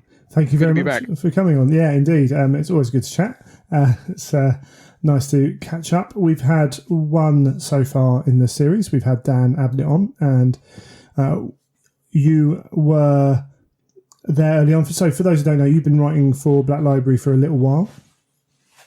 Mm-hmm. Okay. Yeah, was it? You said 04 just before we started talking. That's right. Now, what was how did you find out about the Heresy series of books? Can you remember? like the opening line of the book. I was there when Horus slew the Emperor. Right. I was there the day the first email went out. Sure. Yeah. I mean, it was an email that was sent to me. Mark Gascoigne and Lindsay Priestley got in touch because at the time Mark Gascoigne was head editor for the series, and he said, we're going to do the Horus Heresy, and we want you to come in and have this meeting. We're going to bring together a bunch of writers and have the initial sort of first concept meeting. And if I recall correctly, I think the writers in the room at the time, I think Dan was there, Graham was there, Ben Cantor was there, I was there, and Chris Goto as well was there. Oh, right, yeah. And I think that was before in the end, I think Chris, went back to Japan, and so that was why I think he was never part of the Heresy. But but he was there in that initial meeting for us to sort of, we were all discussing it, and I mean, it's been it's a lot of water's passed under the bridge since then. But looking back at it now, the things that I remember about it was a lot of the discussion we had. First of all, was is this actually a good idea? Because it's the crown jewels of the Warhammer universe. It's the very core mythology from which all of it springs, and it's like, do we really want to go back to the well and touch this thing that's been couched in mystery and in the unknown? Do we want to tell that story? Do we want to define it and solidify it, or is it better to be kind of keep it hazy? And the decision was, it's just too cool an idea not to do. How can we pass up the opportunity to do this? And in the end, our kind of enthusiasm for that, I think, greatly outweighed any of our doubts. And looking back on it as well, I remember one of the conversations was like, oh, maybe it'll be, maybe 10, 15 books? Who knows, which is kind of funny. Looking back at it now, here we are 50-odd books in. And I remember one of the other things that came up in conversation was the discussion about what we would do is if the series was not popular. Right. Is if people if we did this, there was kind of a talk about like an escape hatch, sort of saying, okay, well, if we do this and it just doesn't sell, if the fans aren't interested in it, then we don't want to just stop. We'd finish it up really quickly.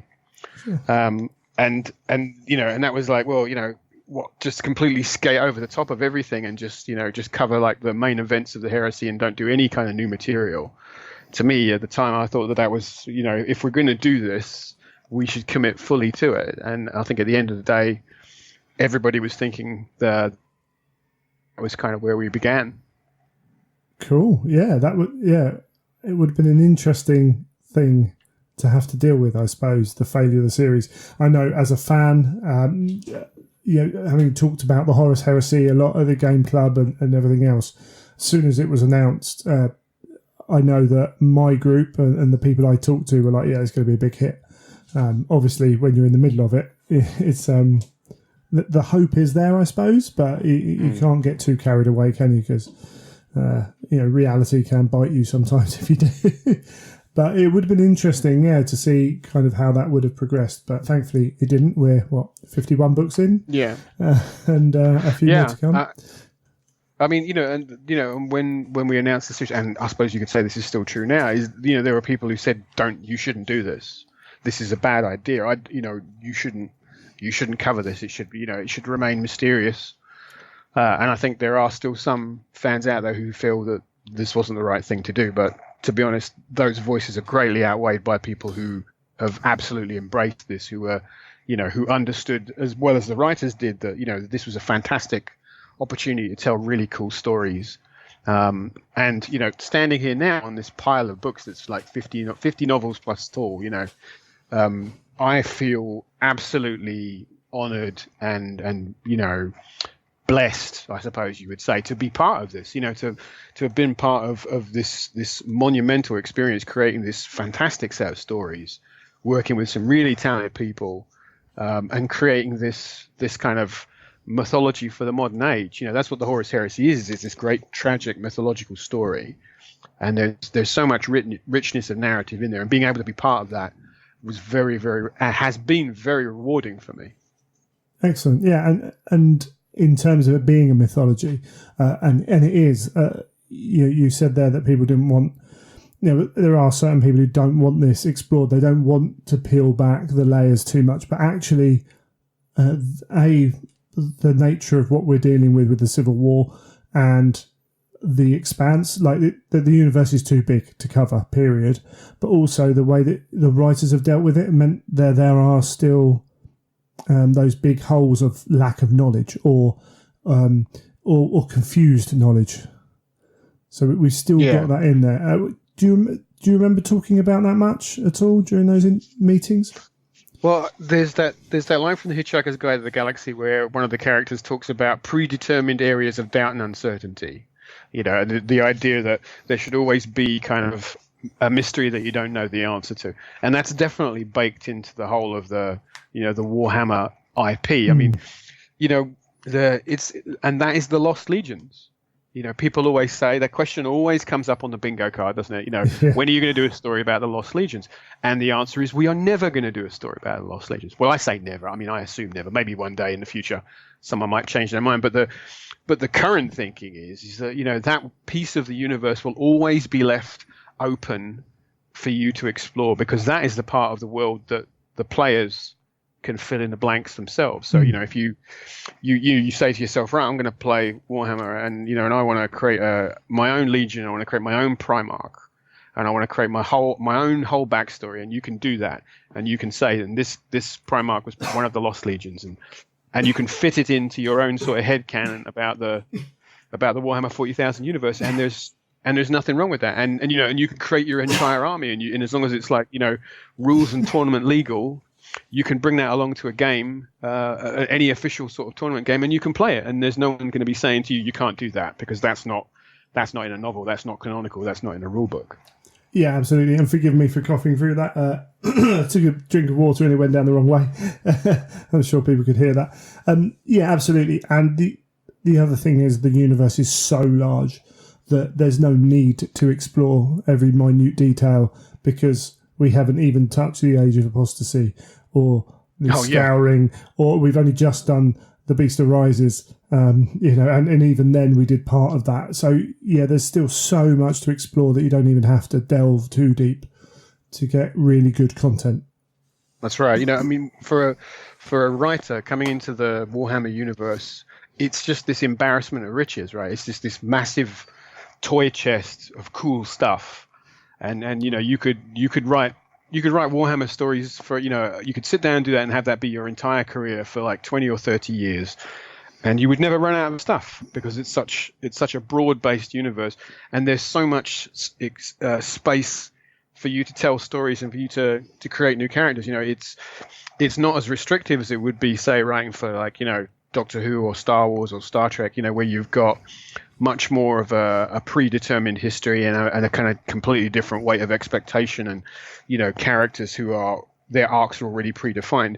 We have a much more kind of looser hold on the IP with this universe, where we can create new characters and we can take things in different directions, and that degree of you get the freedom of being able to create new stuff, but you also get the fun of having all this universe that already exists that you can kind of go in there and play around with it. Absolutely. And for those who don't know, you've written Star Trek. You've been involved in that genre and doing some TV bits and what as well. You don't have to answer this. Is there a difference between the audience, the Star Trek audience, and the 40K audience, and what they expect and how they react, or are geekdoms roughly the same?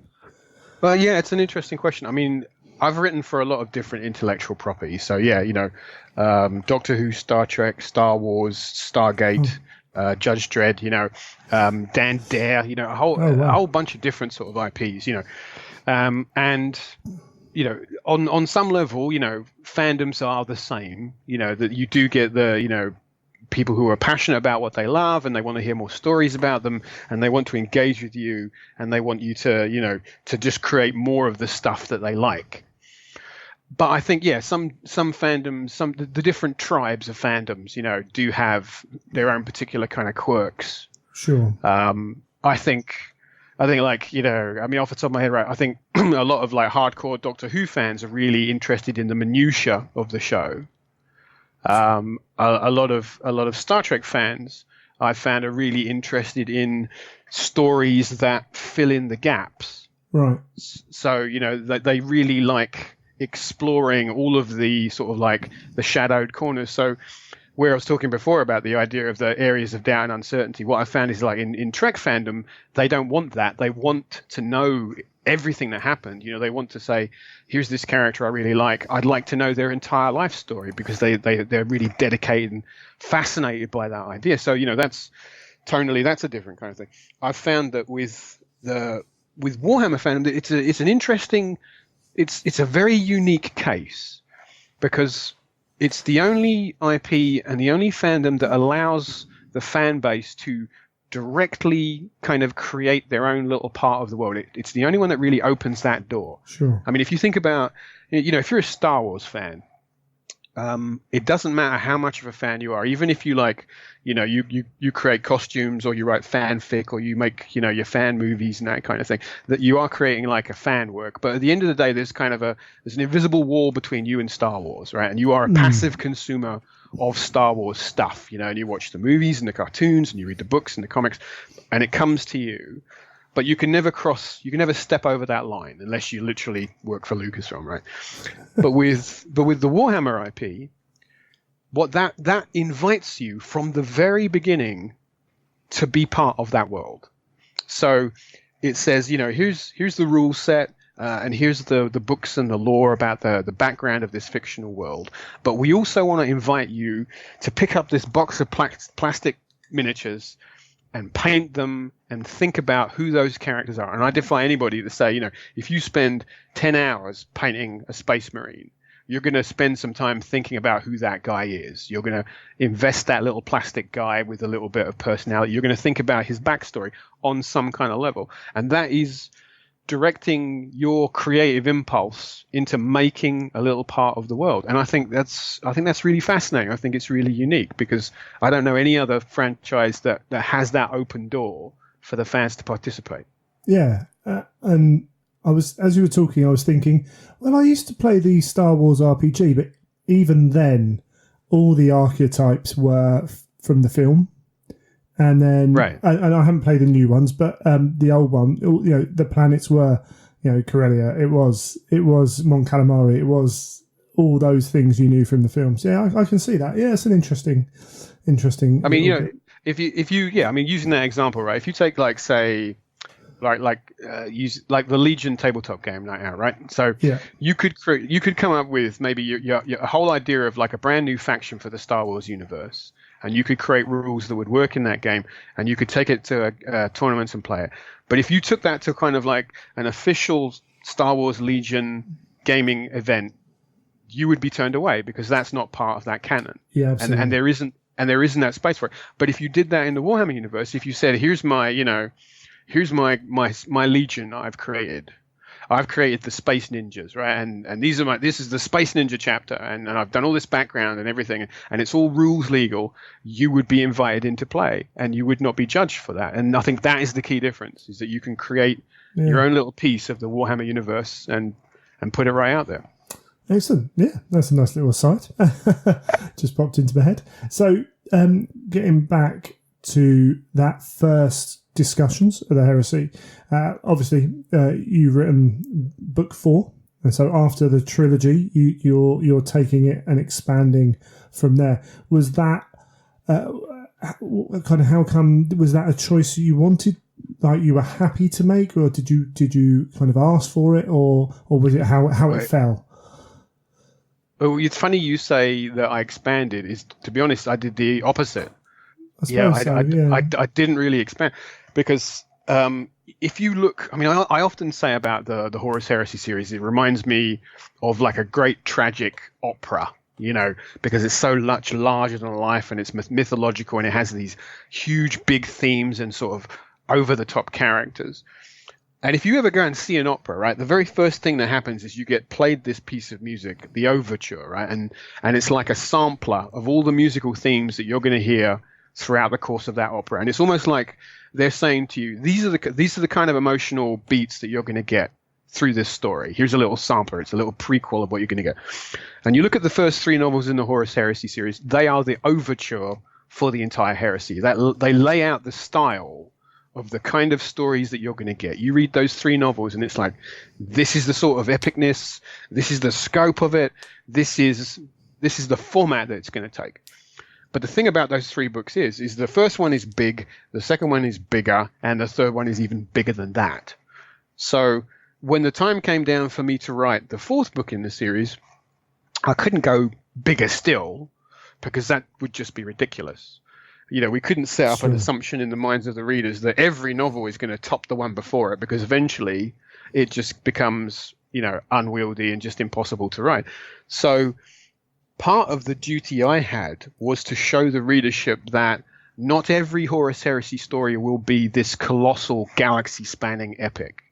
Eisenstein is very much one-man story. It's about Nathaniel Garrow. It's about this one guy having this experience, and the experience that he has is a kind of micro scale version of the Horus Heresy, because he has to deal with betrayal. He has to deal with the loss of his father figure and the breaking faith with his brotherhood and finding a new direction in his life. And all those themes are all writ large across the Horus Heresy. When you step back and look at the big picture, all of those themes exist there as well as they do in Garrow's personal story.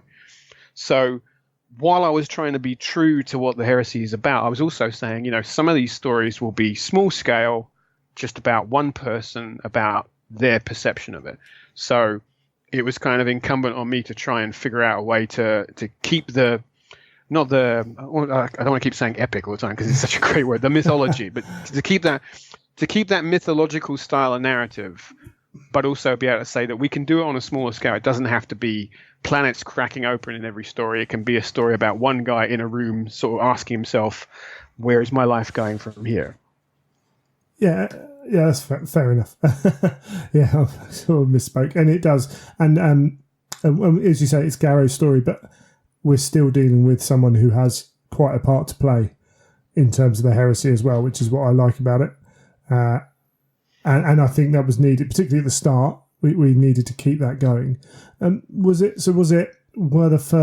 trilogy decided and you chose to write this because Garrow was in the old lore, and the journey was in the old. Was it something you focused on? No, I think if I remember correctly, that was what I was offered. Okay, cool.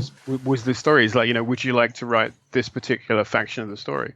It was one of the very first events, and it's going back to the original, the really, really old lore stuff. The Flight of the Eisenstein narrative, that particular part of the story, that exists almost from the very beginning of the concept of what the Horus Heresy was. So it was a very key thing, and it was one of the first key events that people would know about. If you knew about the lore, you'd say, well, I know about the Flight of the Eisenstein. That's a story I want to see. So that was like, this is a narrative that has to appear. So they brought that to me and said, well, this is the story. This is what it's about. And once I started doing my research into it, I found all the different versions of the lore and kind of tried to distill them into one kind of storyline that almost touches on all of those different elements. And it was Garrow was the thing that really captured me as a writer. Is I thought this is a really interesting character. This guy from what becomes a traitor legion, this guy who is, unswervingly noble and dedicated in the face of all this terrible stuff happening. That to me immediately just went, I want to write that guy. He's such a cool character. There's so many interesting places he can go. So that was why I said, absolutely, I'll take this one on. And so when I wrote Eisenstein, the funny thing is at the end of that, we were treating the characters in our stories as like figures on a game board, right? So, you would write your story and you put the guy on the board and go, okay, I'm placing this character here. But this is a group effort. So if somebody else wants to pick up that character and move him around the board or something, that's fine. And we talked about, please don't kill this guy because I might want to use him in 3 or 4 stories time, or you're free to kill that guy. I don't care. Right? And so when I did Garrow, I was like, okay. And I put him down and I walked away. And I fully expected a different writer to pick up his story and carry it on. I did not expect to be at that time that it would be me. But there was a kind of confluence, this sort of perfect storm of events. I'd been saying for a long time, trying to get Black Library into doing audio drama stories, because that's something I've been working on a lot before I was working for Black Library, and I really liked it as a way to tell story. And so BL had just picked up the idea of audio, and they were kind of getting up to speed with it. And at the same time, people were coming to me and saying, we really like Garrow. Are you going to tell more Garrow stories? Are you going to pick this character up and move him forward? And BL, the editorial said to me, well, look, why don't we just do both those things at once? Let's take the audio stories and let's make Garrow our Horus Heresy audio champion, as it were. Sure. So, and that's what he became. The audio dramas became his episodic narrative threading through what was going on, in the books. And we designed it in such a way that, you could, if you weren't an audio guy, you didn't have to pick up the stories because you could still concentrate on what the main narrative that was going on. But as the series went on, Garrow's role became more and more important. And so as we've got to the end now, we've gone through essentially it's almost become a trilogy by accident, right? So we have Flight of the Eisenstein, which is the kind of the beginning of his story of the heresy. We have the Garrow Weapon of Fate book, which is the kind of bind up of all the episodic stories and some connected material there to kind of make that one narrative. And then now we have the heresy novel that I've just finished, which is The Buried Dagger, which deals with the fall of the Death Guard, but it also deals with Garrow's fate in the kind of, the final moments before the Siege of Terra begins. Excellent. So with Garrow, as you said, he was a piece put out. When the book was being conceived and the character was being led through that story, did you have was there any kind of set points that Garrow had to hit, or did he just grow with the audio and find his place? Well, in Eisenstein, obviously, a lot of the sort of back end of that novel, the beats are already sort of are already written out for me. So he gets in the ship, he has that conversation about what's going on. He takes these guys and he heads off into space, and he has that meeting with Dawn, and then he comes back and brings the news of Horus's betrayal, and those were basically the high points. There were some extra bits and pieces that we got to add in there as well. So there's material that's left over from the previous 3 books, which, we need these characters to go back to Earth. So we have we have Keeler and Cinnamon and Ixon Cruz are all sort of like bottom, that all dovetails together with them. But past that point, I think Garrow just kind of, he grew in a narrative sense, I think, but I don't think he's changed from the man he was at the beginning. You know, those core elements of who he is. He is, I think, in a lot of ways, a constant character. If you look at someone like Loken, Loken's a guy who's gone through a lot of changes throughout the heresy.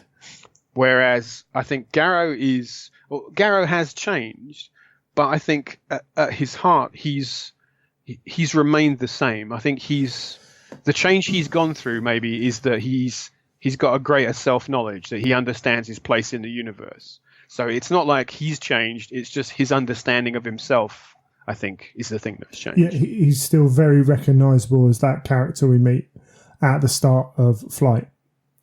But having learnt those things, I agree completely with that. And it's interesting to hear because, as I say, and that's one of the things I think people love about the audio is, you know, his character was perfect for, you know, whether intentional or not, and his character is perfect for the role he's then gone on and taken as well. Meeting with the people he meets and everything else, Straight Arrow Garrow is still Straight Arrow Garrow, and has those, and therefore can act in that way. I mean, I've been lucky as well that, I mean, I say this, hand on heart, that Garrow's the character with a lot of fathers, because, you know, there's the initial creators of the lore. I think, you know, you go back to like Rick Priestley, I think, was the one who originally kind of came up with the character and the core concept of the first idea of the Flight of the Eisenstein. Yeah. And I often refer back to John Gravato's portrait of Garrow. It was very inspirational for me. That was in the Horus Heresy card game, which is the one of him holding the sword, and you can see his cuirass, and he's kind of looking up to the side. And it's got this great sort of medieval kind of painting style to it, and that was very much. I mean, I remember looking at that picture in one of the early Visions of Heresy books, and just studying it and thinking to myself, "This is that guy. How do I get inside that guy's head?" And then there's obviously I have to put a shout out to the great Toby Longworth, the voice actor who played him in the audio dramas. I brought that picture and I showed it to Toby when we were recording the very first audio, and I said, "This is the guy. This is who you're going to be." And he asked me questions. I remember him talking to me about, like, you know, this guy was from the officer class, but what kind of man is he? And I remember he said he felt he was very strongly influenced by the idea of Lawrence of Arabia as being a touchstone for the kind of person that Garrow was. And immediately I was like, yeah, you know, he gets it. He understands who this guy is. And then there's, you know, Neil Roberts did some fantastic artwork for us as well. And is it Israel Gonzalez, the guy who sculpted the miniature? I believe it was, yeah. I'm not sure if I got his name right there. You know, I think all of these people, all of us, have in different ways, we've breathed some life into the character of Nathaniel Garrow. I think we all kind of owe each other a debt for making him sort of come to life. Yeah, and that's, you know, it's always good. One thing we get with Black Library authors is, you know, from the outside looking in, for sure, there doesn't seem to be a huge amount of preciousness in that kind of I did this. It's very always appreciative of the work done by others. So, you know, I'm not surprised that you say that kind of thing. But the character works so well, and he almost become like the mascot for audio.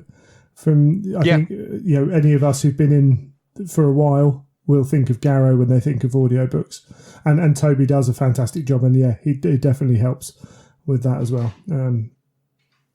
That's really cool.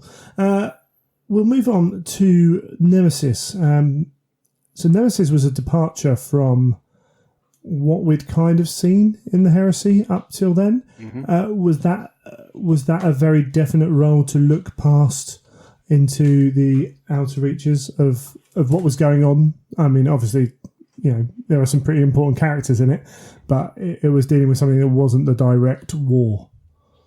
Yeah, well, I mean, Nemesis, the story about the development of Nemesis was, I never intended to write that book. In fact, you know, that book just kind of emerged out of the shared creative flux.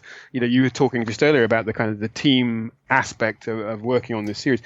When you're working with a bunch of smart, creative people like we have at BO on the Horus Heresy, you know, nobody wants to be the one who lets the side down, right? Everybody brings their A game. Everybody wants to do the best they possibly can.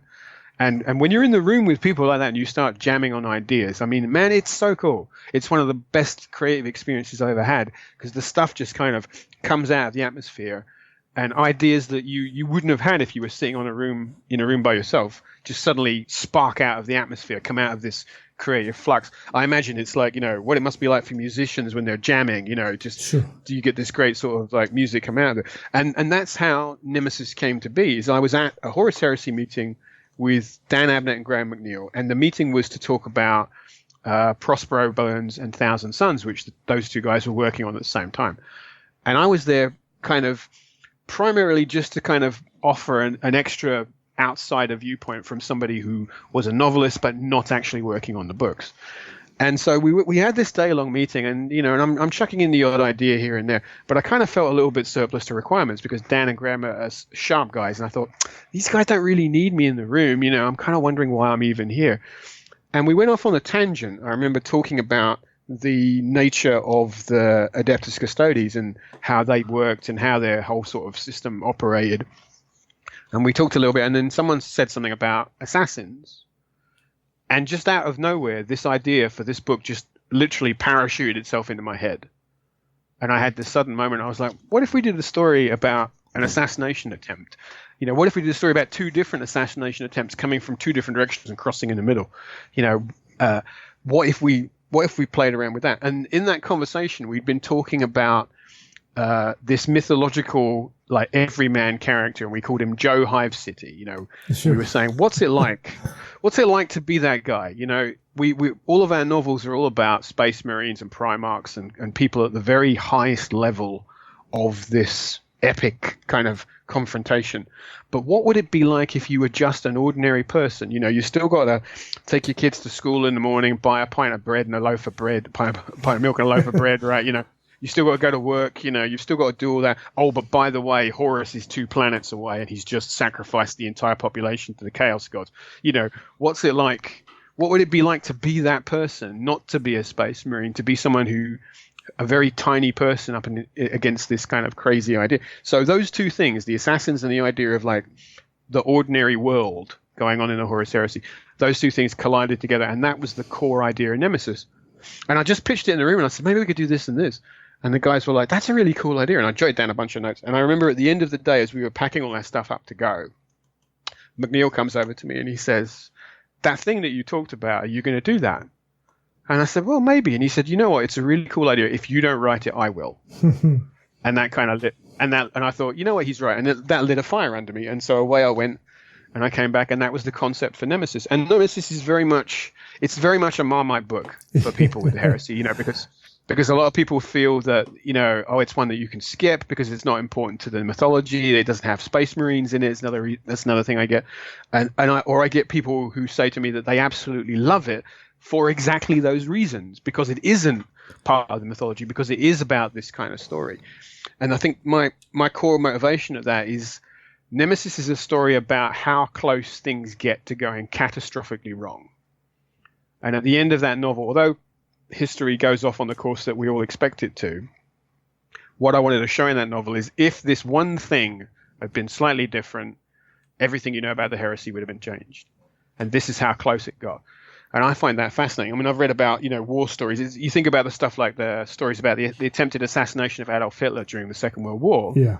That's an interesting idea to play around with, to look at that and go, if that had happened, how would things have been different?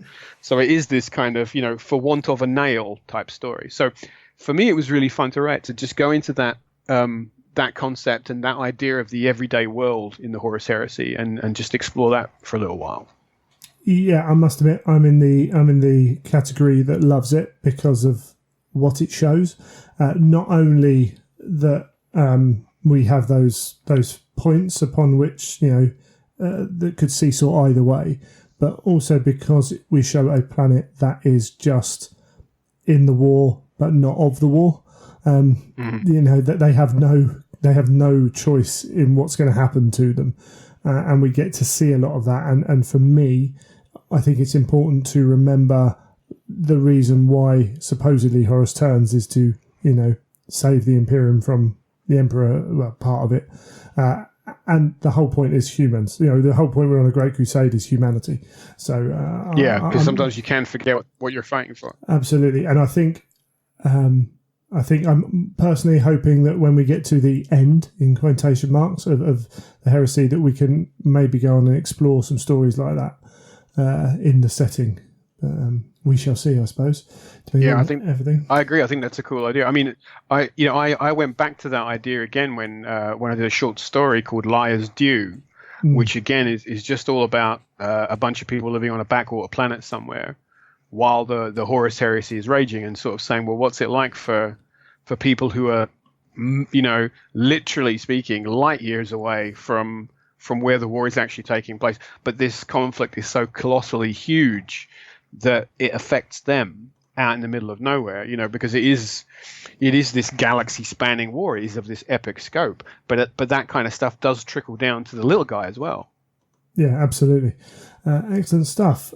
And it's crazy when I think of the books you've written, and there's 3 that are out for the heresy as novels, and then of course the Garrows Collected all together. It seems like you've written a lot more. But we've got, let's say, that the audios and everything else with it. Fear to Dread was Sanguinius. Was that always something you had your eye on? Oh yeah, very much so. I mean, going back to that very first meeting, when we discussed a lot of different things, I remember saying in that meeting right at the very start, I don't mind what you ask me to do, but this is the one thing I really want to do. Because this is, to me, is like one of the core Blood Angel stories in the entire course of the heresies. There's this one, and then there's the battle during the Siege of Terra.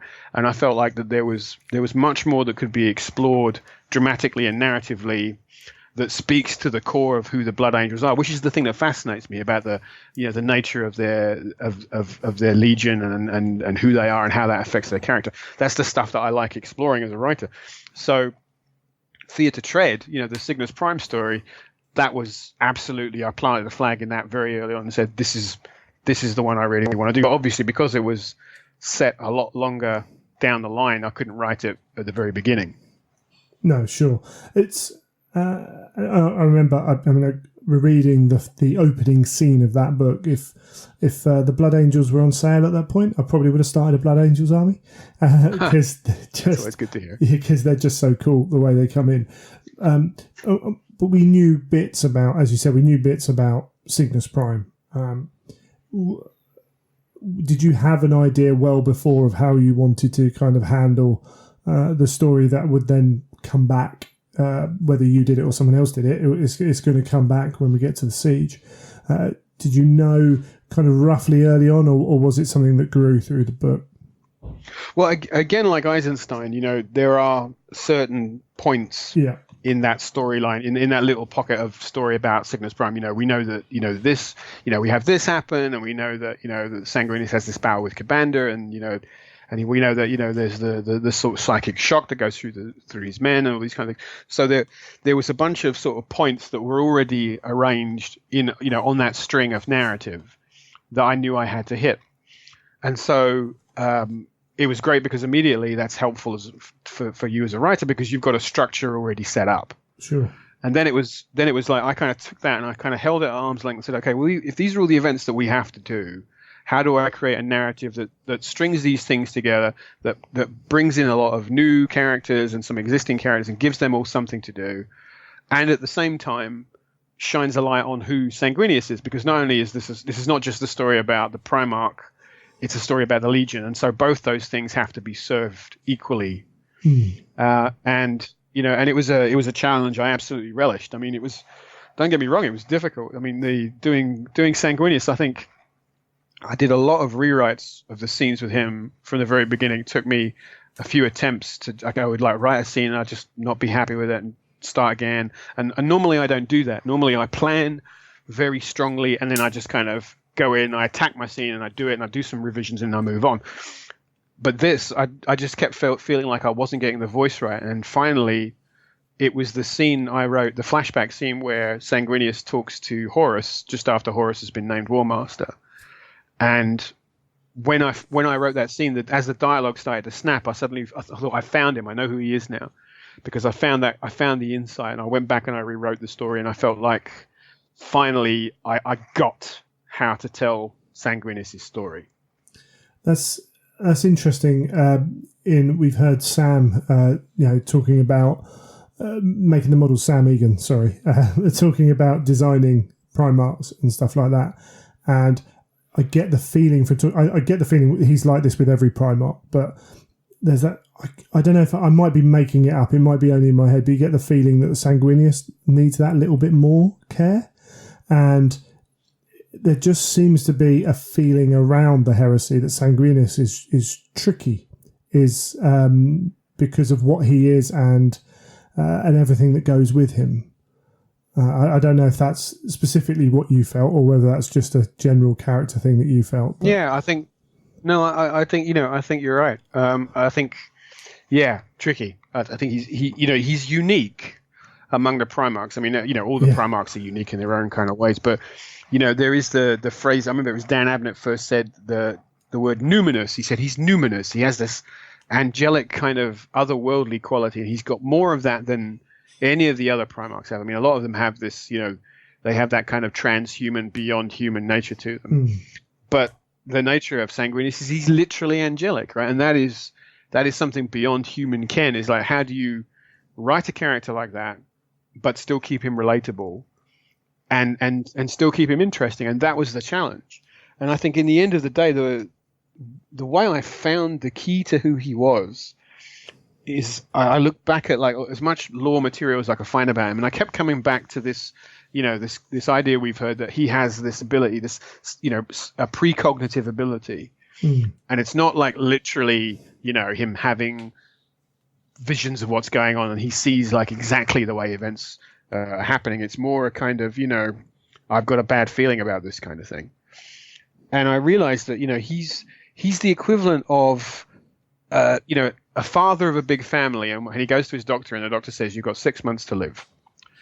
And that father looks at his family and says, well, I love my family. I've got to make sure that they're all set up well, so that when I pass away, they're going to have everything they need to carry on, because I won't be there to help them. And I feel like that's something that is fundamentally, that whole concept marbles Sanguinius' character. He knows the end is coming for him on some level, and he's going to struggle against it, but he understands the nature of fate. So he's trying to position everything. He's trying to make sure that all of his boys are in good stead when the worst comes to happen. And of course, the great tragedy is that that's not what happens. Is that his loss is actually the trigger for this terrible thing that creates this terrible curse for his chapter. But he doesn't see that, because he can't see to that point. He can't see beyond the end of his own fate. And again, that's going back to it's just one more thread of tragedy throughout this great tragedy that is the Horus Heresy. Yeah, there's plenty of tragedy. It's everywhere. We've got a lot to go around in the Horus Heresy. Absolutely, definitely. Excellent. Right earlier on, we talked about. You talked about the nature of having that kind of that group experience of talking through the stories, and that first meeting. That's something I assume that has only carried on through the whole process.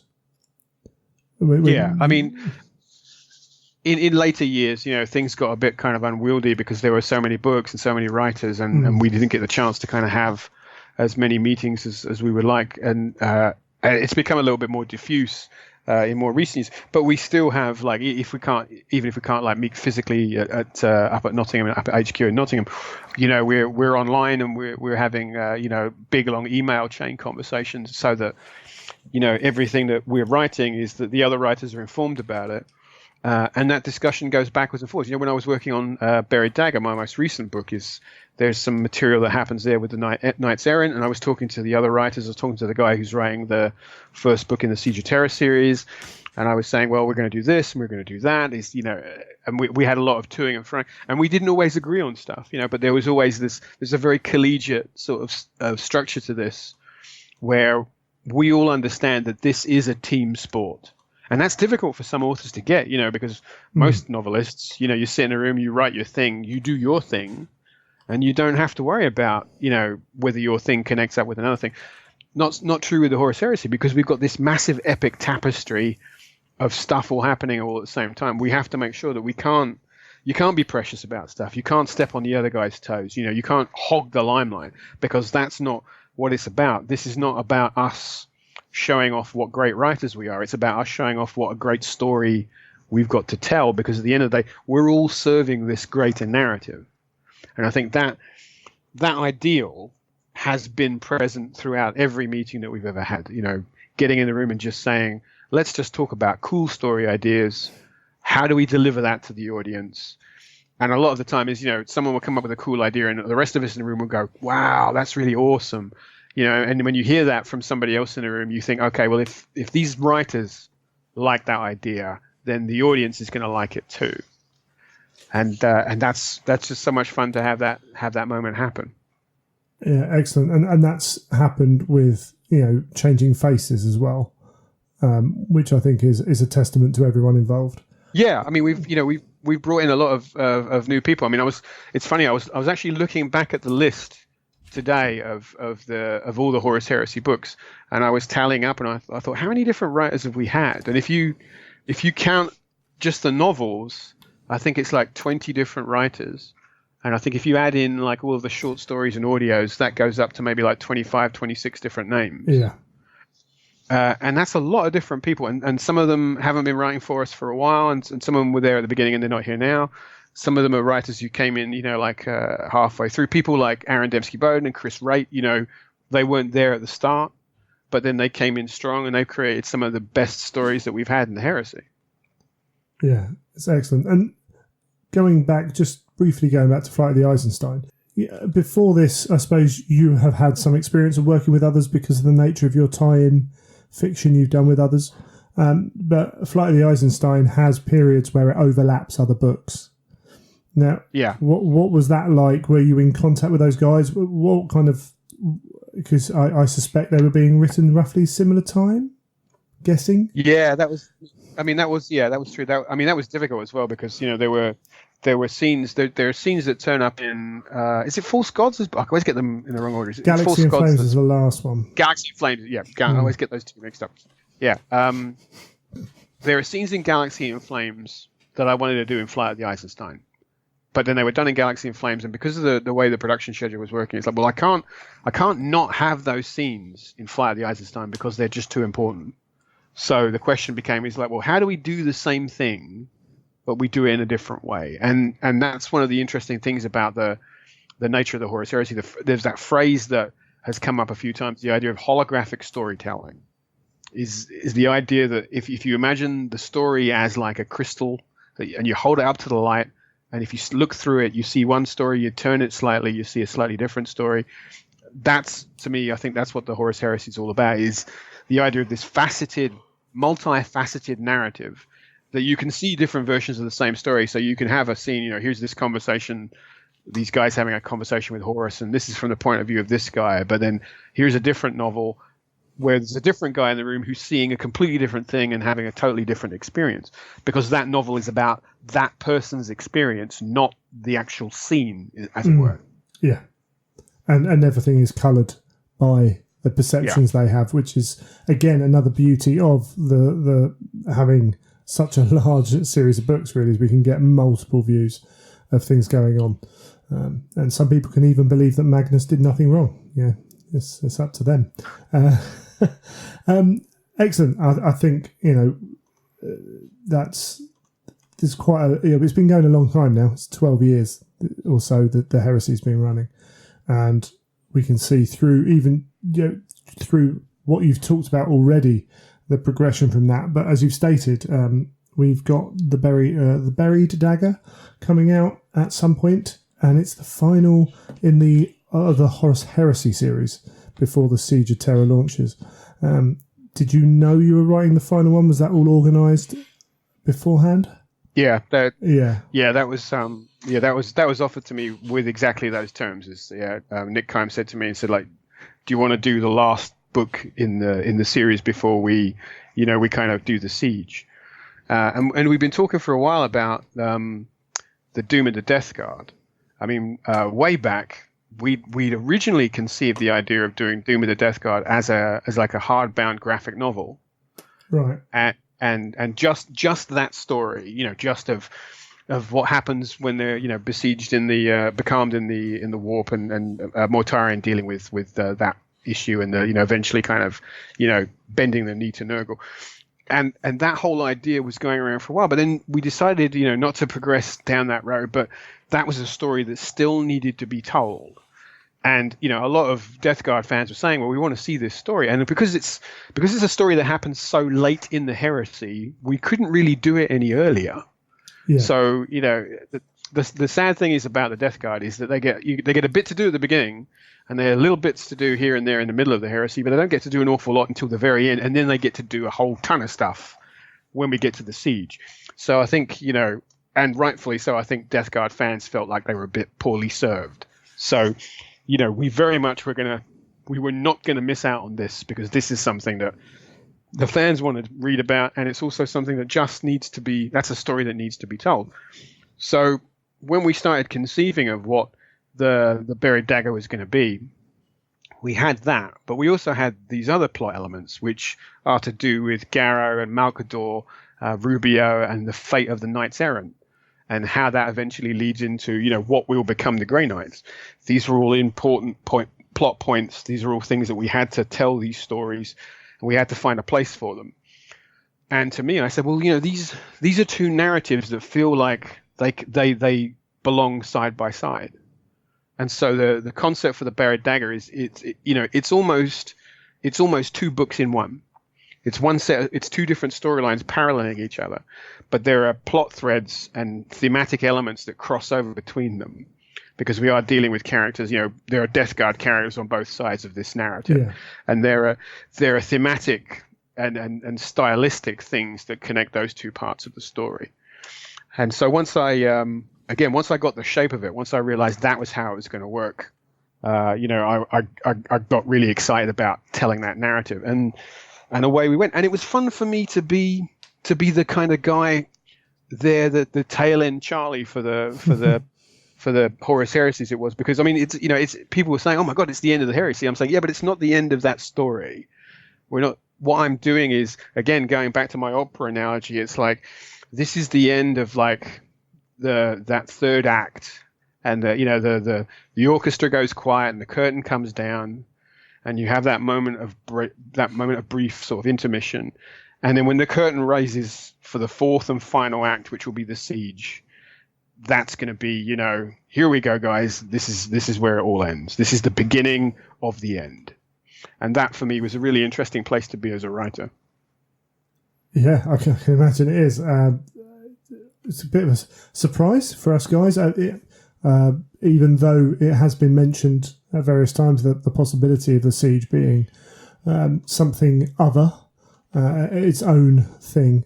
But it's one of those. I don't know. It's a very strange feeling. It's very hard to put into words, kind of how we feel about it. But it's good. We know we're not going to get shortchanged. That's the important thing. Yeah, I mean, there's I've been in the Siege of Terra meetings where we've discussed how many books we want to write and what kind of stories we want to tell, and there's a lot. I mean, I don't need to tell you, there's a lot to get through. Yeah. And it is a monumental task, and in the way, kind of breaking it off into its own thing, I think was necessary for us as creatives, because there's so much stuff to do that. If you're worrying too much about everything else that's orbiting around it, you're not going to do what's right in front of you. Sure. So, some of it is like, there's this colossal laundry list of stuff that has to be done. And also we have to create an interesting, compelling narrative too. And that's no mean feat, So there's a lot of work that has to be put into that. And I think also as well, the other reason for kind of, putting that break, for want of a better word, between the siege and the heresy itself is 50 books in. A lot of new readers are very, very daunted by the idea of reading these, and they say, oh, I'd love to read the heresy. And it's like, what, 50 books? Man, I don't know if I want to commit to doing that. So I think also there's a sense that people maybe who started reading the heresy and then lost interest in it, this is also a way to say, well, if you only just want to find out what happens at the end of the story, you can just come and read this. Absolutely. I think that was my, the news came out, we retweeted it, reposted it, and the very first question was, why, what, and my first thought was, this is a new start point, which is much more accessible. And, on the business side of things, it's also, that means it's a better commercial venture as well. But as readers, we're not going to be losing out, and that's an important thing as well. So I'm not going to ask you too much about Siege, because I'm sure I'm not going to get any real answers. But those meetings for the Siege, do they feel different than the Horus Heresy meetings? Yeah, very much so. It's funny, as you were saying, I was just thinking that to myself about the very first Siege meeting. There was kind of a weird sort of happy melancholy about it. On the one hand, we were kind of like proud of it, like, oh man, look how far we've come. Isn't this great that we finally got to this point? But also, it's kind of sad because on the one hand, we were looking at it saying, well, we've got these great stories to tell, but when we've told those stories, we will be done. Although, to be honest, I don't think we will be, because, the great thing is once we finally finished, once we chronologically close off the end of the Heresy or the end of the Siege, we can still go back and say, well, we can tell a story from the very beginning of the Heresy, and it'll go from being this chronological thing that we developed to a setting. So you can tell a story that's set, during, Cygnus Prime. Let's tell another cult. Let's go way back to the Great Crusade. We can tell any of those things. We can bounce around in the time and not have to worry about the prayer of advancing the narrative towards that final endpoint. Yeah, definitely. I've actually spoken to one Black Library author who has a pitch lined up, ready for a Horus Heresy era story, which I think's potentially fantastic. But whether it ever get made or not, who knows? The pictures get thrown away, I'm sure, all the time. But the Warhammer lore universe and the Heresy and all, Black Library is a machine that eats ideas, so it's always looking for sort of like new concepts. And there's a lot of us, I said before, we have that great embarrassment of riches. We have all these fantastic places to tell stories, and of course, even if we didn't go back to the Heresy, we could go straight into doing the Scouring, or any of the other sort of, the Age of Apostasy and all that kind of stuff. There's so many other great things out there still to be told. So it's not like we're hungering for to write about. No, absolutely. Skype is playing up a little bit, so we will just. I think we'll move on and look to wrap this up. Do you have some other series out there doing some good things? Was it Ghost? Was the last in the Mark Dane series? That's right. Yeah. So I'm writing a series of contemporary modern action thriller novels. I'm actually working on the fourth one right now. But yeah, Ghost is the third book in the series that just came out a while ago. It's coming out in paperback in December. And the first book in the series, Nomad, is coming out next month. So we're going to have a big push for that. But yeah, they're doing very well. It's been interesting for me to write that because it's, worlds away from the sci-fi and time stuff that I've been doing. Stretches a completely different set of muscles. Although it does keep to my trademark, kind of lots of stuff blowing up and things exploding and action and pace. So tonally, it's still very much a sort of James Swallow novel. But yeah, that's been a lot of fun to do.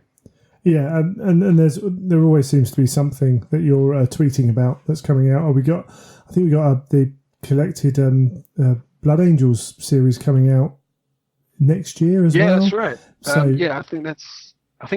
I'm not sure if that's the end of this year or the beginning of next year. That's going to basically be everything I've done about 40k Blood Angels all in one book. So that's my 4 Blood Angels novels, the novella that I did, I think 2 other short stories, all kind of under one roof. Wonderful stuff. Anything I missed there that you want to have a quick shout out?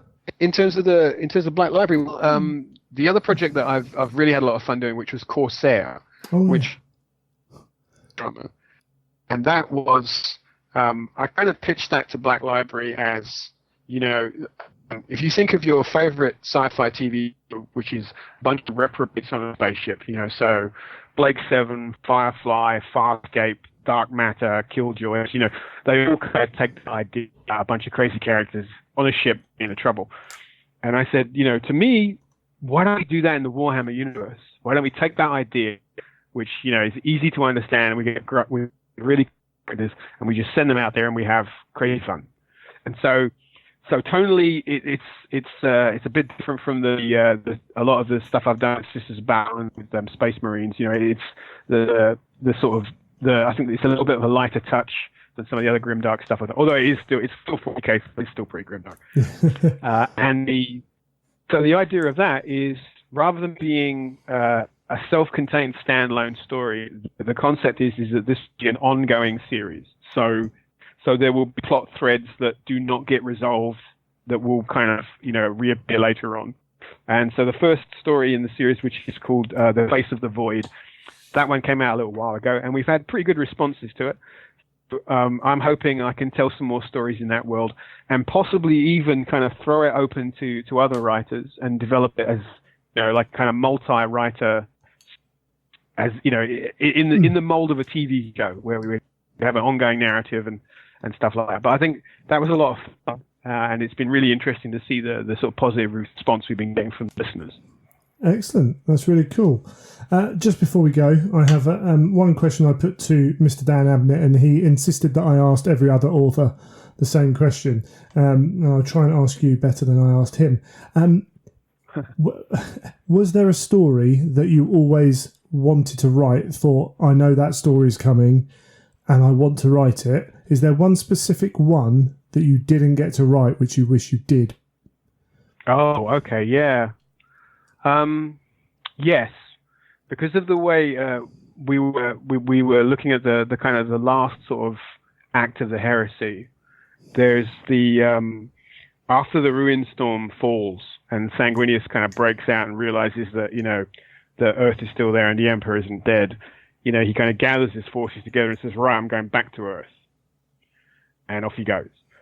And there's a narrative, and I can't remember now the name of the planet. There's a battle that's mentioned in one of the Horus Heresy hardcover gaming lore books, and it talks about how he stopped off and they had this conflict on this planet, and I was pitching an idea about that story, which was going to be the Sanguinius waylaid and a whole kind of crazy stuff happening at the same time. And I would really have loved to have told that story. But unfortunately, the momentum of the heresy meant that it just kind of pushed to the wayside. So I hope that maybe one day I might be able to find a place to kind of, to do that again. I mean, I've been talking about doing the Sanguinius Primarchs book for a long time. Nothing's cast in stone, nothing's like officially confirmed. There's no contracts or anything like that. But that has been a thing that I've said that I would, if the opportunity is there, I would absolutely love to write that Sanguinius Primarch story. And maybe that might be the place to tell that. So that could still happen. Maybe. Cool. We'll see. I mean, nothing's set in stone, but Jim is ready to draw a circle in the car park at Warhammer World. I will cut you if you don't take the Brilliant stuff. I think we'll leave it there then. Thank you very much for coming on. It's been really fun to chat. My pleasure. It's always great to talk about this stuff. It's such fun writing this, and it's no chore to just sit there and go, wow, I get to. Yeah, absolutely. And we will cut off there because Skype, unfortunately, is doing its thing. So thank you very much, and we'll speak to you again. Cool. Cheers.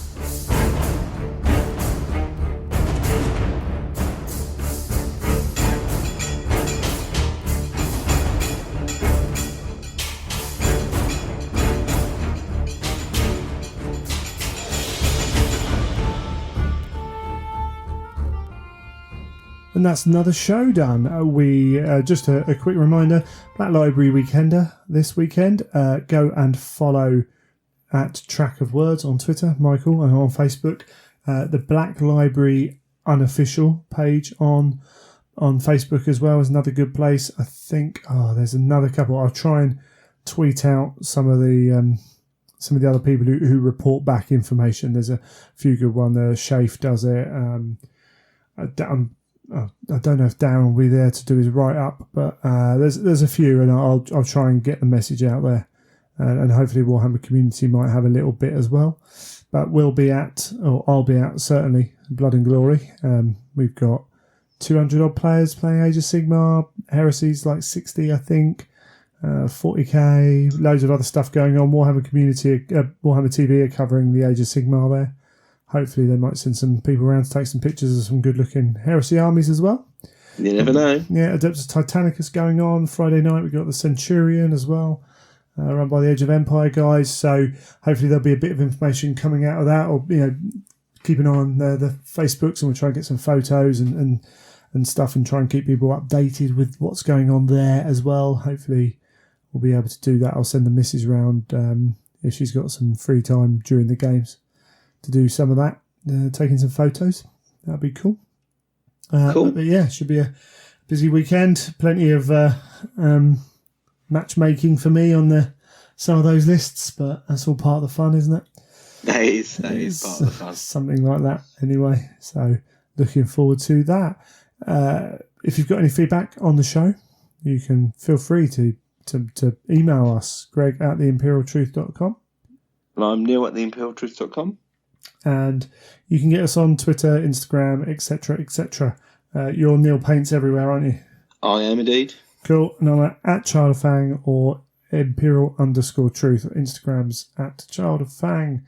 Before we go, Patreon, if you do want to support the show, then you can find our Patreon page through the links in the show notes, or go to Patreon, search, pops up nice and easy. Well, a massive thank you to everyone who supports us on there. It's greatly appreciated. And T-shirts, I did mention it a while ago. We do have T-shirts out. Again, the link is on the show notes, but it's over at teespring.com. The link's in the show notes again, but you can look on there for the Imperial Truth as well. We've got the show logo T-shirts, and the Lie T-shirts.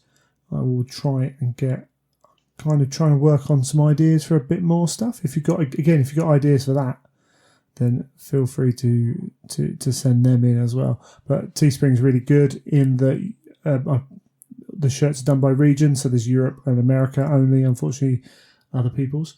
But you purchase whichever region you're in, and they send it from there, and they print every 5 days. So I think there's 1 day recording. There's 1 day to go. Once that's done, it'll go onto a 5-day waiting queue.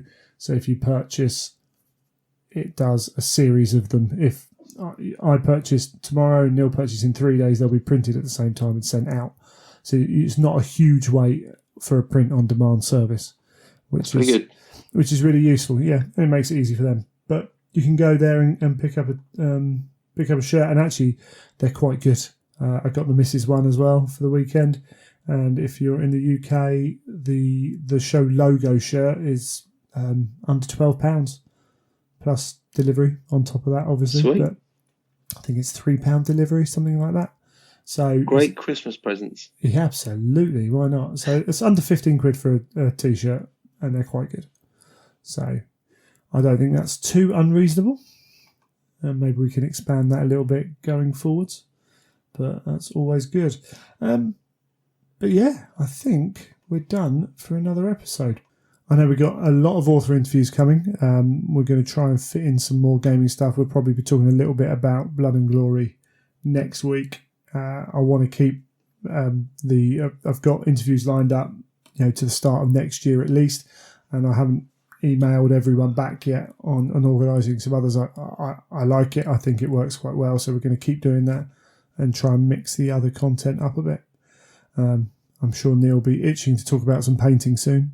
Oh, definitely. So I'm sure we'll find some time for that as well. We've got, there'll be events coming up over the winter. We've got, I'm sure there'll be a New Year's open day and all that stuff as well. Lots of stuff to be getting on with. And at some point we're going to be getting news of Weekender tickets, I'm sure, the Heresy and whatever it was with Weekender, which would be good because there's a lot of planning for me in January, February, March. I'm already kind of resigned to the fact that I won't be doing Company of Legends, which is a bit of a shame. But with honeymoon and trip to Chicago, there's only so many weekends in between that I can have off, and the Heresy weekend is going to be one of them. So yeah, exactly. There's a lot in that start of the year, isn't there? Yeah, there is, and that it's just the way it kind of works. I mean, I'm not going to go on honeymoon every year, so that is true. Normally my January is very quiet, but yeah, that February March period tends to get quite busy. But I certainly don't want to miss the Heresy Weekender. It's always a bit of a blast, and historically we've had tickets in November. We've had them announced at Black Library Weekenders before. We've had them drop out the sky in early November. Black Library are running the Black Library Weekender, I think, not the events team, so I'm not sure that we'll get the kind of preview dates on that. We could do, but I wouldn't hold my breath on it per se. So, a case of keeping out. And if they have got rid of email addresses due to GDPR on that side of things, then we might be in a different system where they just announce that the ticket's going to be available at a certain time. I don't know if that is the case. That's a rumour that's been put out there. If not, I'll be hoping for an email, I suppose. Yes, I'm interested to see what happens. Yeah, but it's always good to try and get those dates in nice and early and try and get a good deal at the Belfry. Exactly. It's all about the hotel dates as well, getting those in. And yeah, and I mean, yeah, and for people who are travelling, again, I bang on about it every time we have a weekender, really, but the earlier the better if you're booking flights, as we proved. So definitely. All that makes a difference. All that makes a big difference. But yes, feel free to come and if you see if there's any event. I don't know are you doing any events between now and the new year? I bought a ticket to the 40k Open for the Golden Demon, but I'm painting an entry at the moment. If that gets done, I'll go. If I don't get it done, I'll just refund the ticket like I did previously. Sure, yeah. Did the Forgewell Open Day get changed? There was an Open Day coming up that's become it's become a Kill Team Open Day. A weekend? Kill Team weekend? Yeah, there was something like that Kill Team weekend, yes. I don't quite know what's going on. I know that there's some... Well, I got told a rumour, or it may be fact, that there will no longer be any more mini demons from the end of this year. Right. So that could be a big change coming up. They're going to have all the events now, community painting competitions. Right. And then you're just going to have Golden Demon at the classic. Sure. At the bigger event, which could be a good thing, but also could really take a lot of interest away from people going to these events to compete. If you know what I mean, you sort of, a lot of people buy these tickets to go to just compete in the Golden Demon. If there's no Golden Demon there, I could see them, the audience changing slightly. If they judge them the same, though, is there any real difference? I don't know, but I don't think they will. That's the key difference. The Golden Demons will be judged by the heavy metal team, the studio, sure. the group, whereas the community will be the Warhammer community guys judging the painting competition. Okay, yeah, so that is a big difference. That would be interesting. I don't know how that's panning out yet. So that could be completely wrong. It could completely change, but it'll be interesting to see how they announce the next Golden Demon season. Do you know that they often send out an email saying, "Yeah, and this is the next season," and just see how they announce it and see what comes of it. Yeah, and they appeared on Warhammer TV as well, talking about that. Yes. Whether they do that again because they've moved away from having kind of new information on Warhammer TV because it's a limited audience. So whether they would do that again, it'll be really interesting because we know Tony likes his he likes his painting competition at the weekend. I can't see that changing, as you said. Whether and if you're going to have, I suppose, if you're going to have Forgewell there, then why not have Phil or Mark Bedford judging it, or someone who knows what they're talking about. I mean, Giuseppe. I just remember when they just had the Forgewell Best of Shows at these events, and they were very, very lackluster. And I just hope if it goes down that road, I can see a lot of people thinking, well, I won't bother. I can't see the weekender being like that. Just the fact they're paying for people to be there who can paint. Like you think of think of Giuseppe or Phil or any of the other painters. My mind's gone blank on names now, on painters, for crying out loud. But Pedro, yeah, there's another one. If they're there, you surely would make use of them. I suppose it depends how much time it takes up, but yeah, it'd be interesting to see. I'd certainly kind of understand taking it away, having less of them for the open days. I think that's a sensible option, to a point. But yeah, I mean, let's see what happens. It could be that this is all made up rubbish, and they just do a whole nother season. I mean, if they did do some mini ones, though, I think they're good because they keep. There's another level of interest. There's another level of competing. If you do make it back to that sort of that big competition once a year, it's a pretty tough. Yeah. Then there will be a lot of a shift then for a lot of people that would then start really going for those weaker categories again. Like I remember when everyone would aim. There'll be a lot of people aiming for squad and things because they would see, right, that's my only real chance, and then suddenly squad would be a much harder category. Yeah. There would be then the categories would toughen right up, and then that puts people off again because it becomes ultra competitive. I know they're going to try and refine their judging system for the main demon, but it's still a big jump, I think, as well. For I've never entered a painting competition to I'm only entering at Warhammer Fest. Yes, whereas definitely. The mini demons offer that little bit of a step up, and I know a few people I know who've done that, earned their stickers or their bronze or silver or whatever, and have, that's kind of inspiring them to push on even more. But yeah, I suppose we'll have to just wait and see. Excellent. Well, I think we're pretty much there. So, unless you've got anything else to add, Neil? Nothing more from me. Excellent. You have been listening to The Imperial Truth.